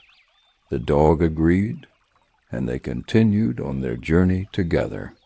In Bremen, they found work as musicians, playing music for people. The donkey played the lute, and the dog beat the drum, bringing joy to the city. They were happy to have each other's company, and knew that they were no longer alone. Soon they saw a cat sitting on the road, as bored as 3 days of rainy weather. The donkey asked, "What happened to you, old cat?" The cat replied, "I was about to be caught by someone and drowned, but I managed to escape. Now I'd rather just sit by the stove and purr instead of chasing mice." The donkey suggested that the cat come with them to Bremen. The cat knew a lot about music and could be hired as a musician. The cat agreed, and they set off together. Then our fugitives passed through a courtyard. There was a rooster sitting on the gate, crowing loudly. The donkey asked, "What's wrong with you?" The rooster replied, "I'm predicting good weather for tomorrow, because it's a holiday. But my hostess ordered the cook to make soup for me, so I'll be chopped off tonight." The donkey said, "Come with us to Bremen. You'll find a better life. You have a nice voice, and we can sing together." The rooster agreed, and the 4 of them continued on their journey. But they could not reach Bremen in one day, so in the evening they came to a forest where they decided to spend the night. The donkey and dog sat under a large tree, while the cat perched on a branch, and the rooster flew to the very top of the tree, thinking it was the safest place. Before falling asleep, the rooster looked around, and suddenly he thought he saw a light in the distance. He told his friends that the light meant there was a house nearby. "Then we must go there." "I don't like this place for the night," said the donkey. The dog noticed that some bones with leftover meat would be very useful for her. So they set off in the direction where the light was twinkling. The light grew stronger and stronger, and finally they came to the robber's house. The donkey, as the tallest, approached the window and looked inside. "What do you see, Gray?" the rooster asked. "I see a set table with good food and drink," the donkey replied, "and the robbers are sitting around having fun." "It wouldn't be bad for us, too," said the rooster. "Yes, yes. If only we were invited," the donkey sighed. Then they began to think of a way to get rid of the robbers. Finally, they came up with a plan. The donkey stood on its front legs by the window. The dog jumped onto the donkey's back. The cat climbed onto the dog, and the rooster perched on the cat's head. Once they were all in place, they started playing music. The donkey bellowed, the dog barked, the cat meowed, and the rooster crowed loudly. This scared the robbers so much that they jumped up in terror. They thought the house was haunted. In great fear, they fled into the forest. After the robbers left, the 4 friends sat down to enjoy the food that was left behind. They ate like they hadn't eaten in weeks. When they finished, they turned off the lights and looked for a place to sleep. Everyone had their own preferences and habits.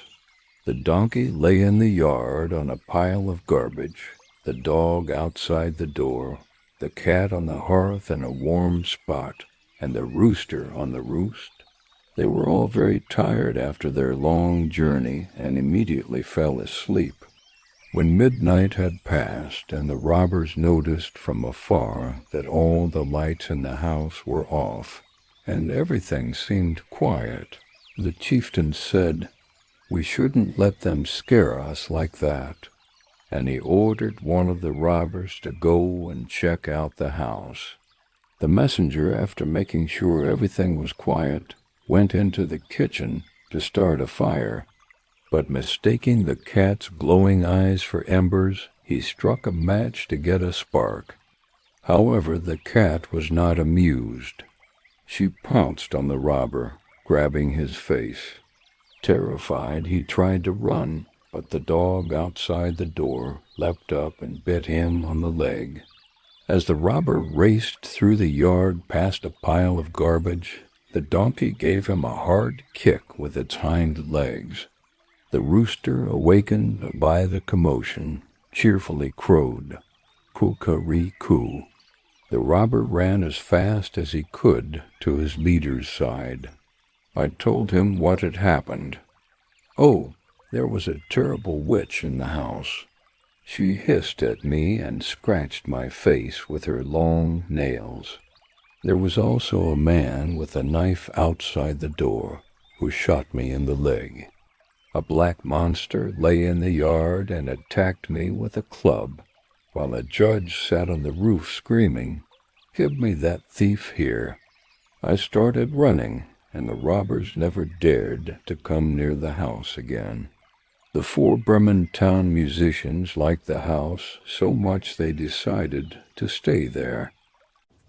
Catskin. Once upon a time there was a king whose queen had hair of pure gold. She was so beautiful that no one could compare to her on the entire face of the earth. However, this beautiful queen became ill, and when she felt her end was near, she called her king to her side. She asked him to promise that he would never marry again unless he found a wife as beautiful as she was, and with golden hair like hers. The king, in his grief, promised everything she asked. After she closed her eyes, she passed away. The king was not comforted, and for a long time did not think of taking another wife.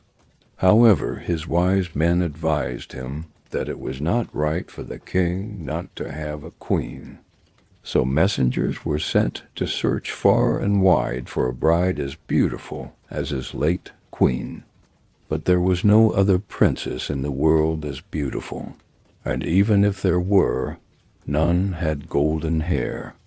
The messengers returned home with empty hands. All their troubles were for nothing, because the king had a daughter who was as beautiful as her mother, with the same golden hair. When she grew up, the king looked at her and saw that she was exactly like his late wife. He then said to his courtiers, "May I not marry my daughter? She is the very image of my late wife. Unless I have her, I shall not find another bride on the whole earth. You say there must be a queen." The courtiers were shocked by this, saying, "Heaven forbid that a father marry his daughter out of such great sin. No good can come of it." His daughter was also shocked, but she hoped the king would soon abandon such thoughts. So she said to him, "Before I marry anyone, I must have 3 dresses. One must be made of gold, like the sun. Another must be made of shining silver, like the moon. And a third must be as dazzling as the stars. Besides this, I want a mantle like 1,000 different kinds of fur were put together, and every beast in the kingdom had to give a part of its skin." The king thought that she would forget about the matter, but he made the most skilled worker in his kingdom weave 3 dresses, one golden like the sun, another silvery like the moon, and a third sparkling like the stars. His hunters were told to hunt all the beasts in his kingdom, and take the finest fur from their skins. Thus a mantle of 1,000 furs was made. When everything was ready, the king sent the dresses to her, but she got up in the night when everyone was asleep, and took 3 of her trinkets, a golden ring, a golden necklace, and a golden brooch. She packed the 3 dresses in a nutshell and wrapped herself in the mantle, made of all sorts of fur, and covered her face and hands with soot. Then she threw herself on heaven for help and went away on a journey. Night after night, she finally came to a large forest. She was very tired and sat down in the hollow of a tree, soon falling asleep. There she slept until midday. The king, who owned the forest, was hunting in it, and his dogs came to the tree, sniffing around and running around, barking. The king told the huntsman to go and see what kind of game was there. The huntsman went to the tree, and when they returned, said that in the hollow tree there was a most wonderful beast, such as they had never seen before. Its skin seemed to be made of 1,000 different kinds of fur, but it was fast asleep. The king said if they could catch it alive, they would take it with them. The huntsman caught it, and the maiden woke up, greatly frightened. She said she was a poor child, neither father nor mother left, and begged for pity. They said, "Yes, Miss Catskin, you will be good for the kitchen.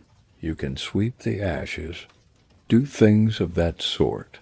So they put her in the coach and took her home to the king's palace. Then they showed her a small corner under the stairs where no light ever peeped in, and said, "Catskin, you may lie there and sleep." She was sent to the kitchen, where she had to fetch wood and water, blow the fire, pluck the poultry, pick the herbs, sift the ashes, and do all the dirty work. Thus Catskin lived for a long time, very sadly. "Ah, pretty princess," thought she, "what will become of me now?" But it happened one day that a feast was to be held in the king's castle. She said to the cook, "May I go up for a little while to see what is going on? I will be careful and stand behind the door." The cook said, "Yes, you may go, but be back in half an hour to rake out the ashes." Then she took her lamp and went to her cabin, took off her first skin, and washed the soot off herself. The princess, with her beautiful face and hands, shone like the sun behind the clouds. She opened her nut shell and brought out a dress that shone like the sun. Everyone made way for her because they thought she was a king's daughter. The king came up to her, held out his hand, and danced with her. He thought to himself that he had never seen anyone as beautiful. When the dance ended, she curtsied, but when the king looked around for her, she was gone. The guards at the castle gate were called in, but they had not seen anyone. The truth was that the princess had run back to her cabin, pulled off her dress, blackened her face and hands, put on her first skin cloak, and became Catskin again. When she went to the kitchen to do her work, the cook said to let her alone until the fire was ready. "Good morning. I would like to run upstairs and have a look, but please be careful not to let any hair fall into the soup, or you might not eat again." As soon as the cook left, Catskin heated the king's soup and toasted a slice of bread as nicely as she could. When it was ready, she looked for her little golden ring and placed it in the dish with the soup. After the dance, the king ordered the soup to be served. He was so pleased with it that he thought it was the best he had ever tasted. Before, at the bottom, he saw a gold ring lying. He couldn't understand how it had gotten there, so he ordered the cook to be brought. The cook was scared when he heard the order and said, "Catskin, you must have dropped your hair into the soup. If that's true, you'll get a good beating." Then he went before the king and asked who had cooked the soup. "I did," the cook answered, but the king said it was not true. It was better than what you could do. So he answered, "To be honest, I didn't cook it. Catskin did." Then The king told Cat Skin to come up. When she came, he asked, "Who are you?" "I'm a poor girl who has lost both parents," she said. "How did you come to my palace?" he asked. She replied, "I'm good for nothing, just a scullery girl who gets boots and shoes thrown at me." "But how did you get the ring from the soup?" the king asked her, but she wouldn't admit she knew. After a while, there was another feast, and Cat Skin asked the cook if she could go up and see it, as she had done before. The cook said yes, but to come back in half an hour to cook the king's favorite soup. She ran to her cabin, washed herself quickly, and put on her silvery dress, which was as beautiful as the moon. When she went into the hall, she looked like a king's daughter. The king was delighted to see her again, and they danced together. After the dance, she managed to slip away so slyly that the king didn't notice where she went. She hurried back to her little cabin, changed back into Catskin, and went to the kitchen to cook the soup. While the cook was upstairs, she grabbed the golden necklace and hid it in the soup. When the king ate the soup, he didn't know what had happened to his favorite necklace. It pleased him just as before, so he sent for the cook.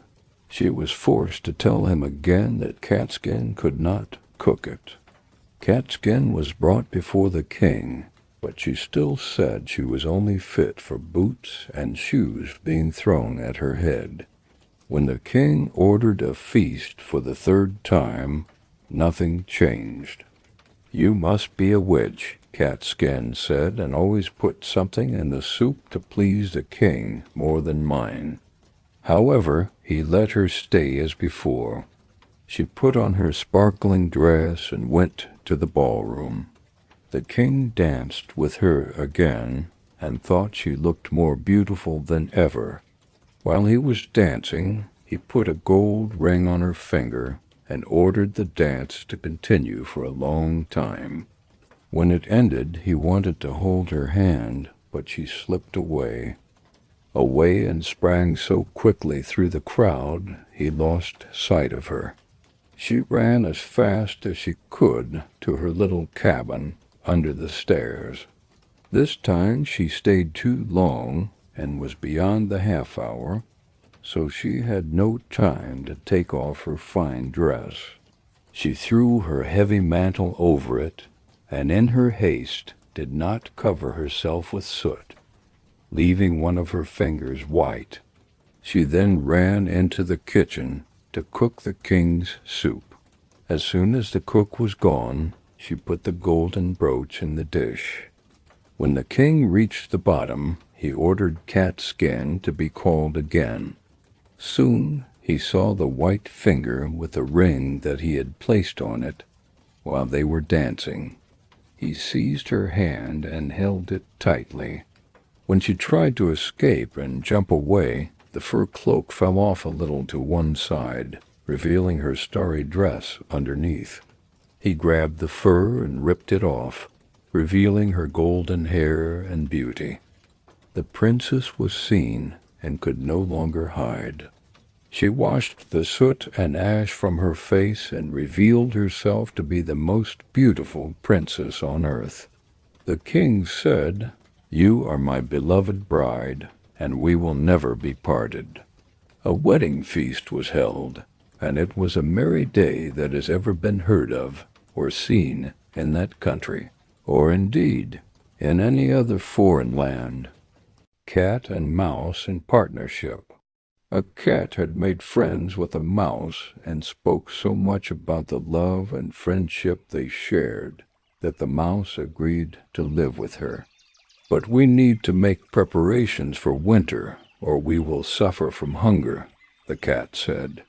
"And you can't go everywhere, little mouse, or you might get caught in a trap." The mouse followed the good advice, and they bought a pot of food, but they didn't know where to hide it. After much thought, the cat suggested they put it in the church because no one would dare steal from there. They placed it under the altar and promised not to touch it until they needed it. The pot was safe, but soon the cat began to miss it and told the mouse, "I have something to tell you, little mouse. My cousin has had a baby and asked me to be the godmother. The baby is white with brown spots, and I will hold him over the baptismal font.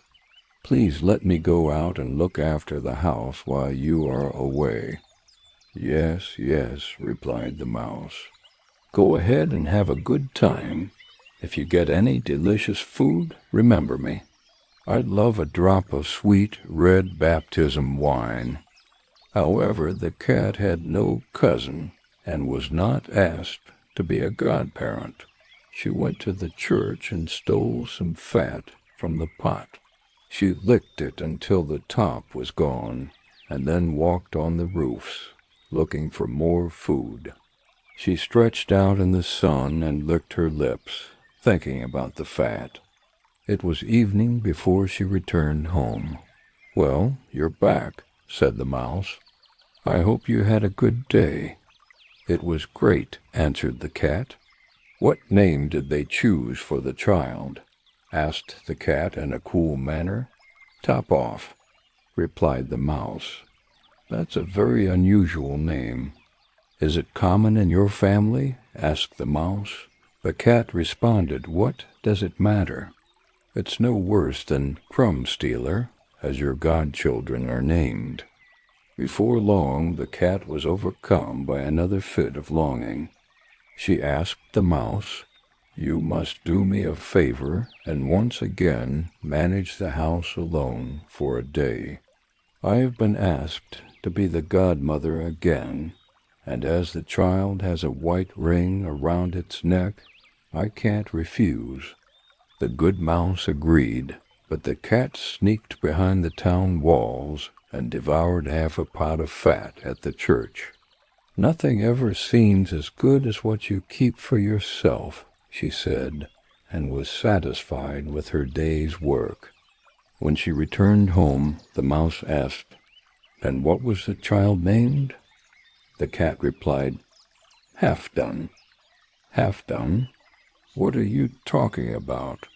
I've never heard that name in my life. I'll bet it's not even in the calendar." The cat's mouth soon began to salivate for more licking. "All good things come in threes," she said. "I've been asked to be godmother again. The child is all black, except for its white paws. With that exception, there isn't a single white hair on its entire body. This only happens every few years. Will you let me go?" "Top Off, Half Done," the mouse answered. "Those names are so odd, they make me think. You stay at home in your dark gray fur coat and long tail, filled with fantasies," said the cat. "That's because you don't go out during the day." While the cat was away, the mouse cleaned the house and put everything in order. However, the greedy cat emptied the pot of butter. "When everything is gone, there's peace," she said to herself. Well fed and satisfied, she didn't return home until night. The mouse immediately asked what name was given to the third child.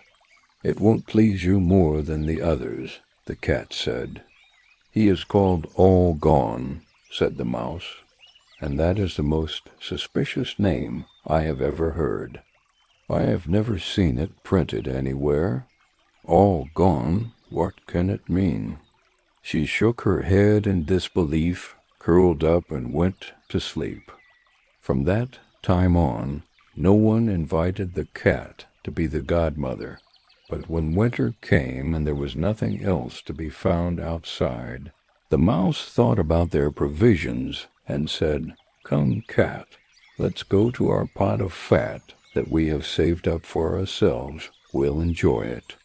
"Yes," answered the cat, You'll enjoy it as much as you'd enjoy sticking that pretty tongue of yours out the window." They set off on their way, but when they arrived, the pot of fat was still there, but it had been emptied. "Alas," said the mouse, "now I see what happened. Now it all comes to light. You're a true friend. You ate it all when you were godmother. First a bite, then half, then—" "Hold your tongue," cried the cat. "One more word, and I'll eat you too." All gone was already on the mouse's lips. She had barely spoken before the cat jumped on her, grabbed her, and swallowed her whole. Verily, that's the way of the world.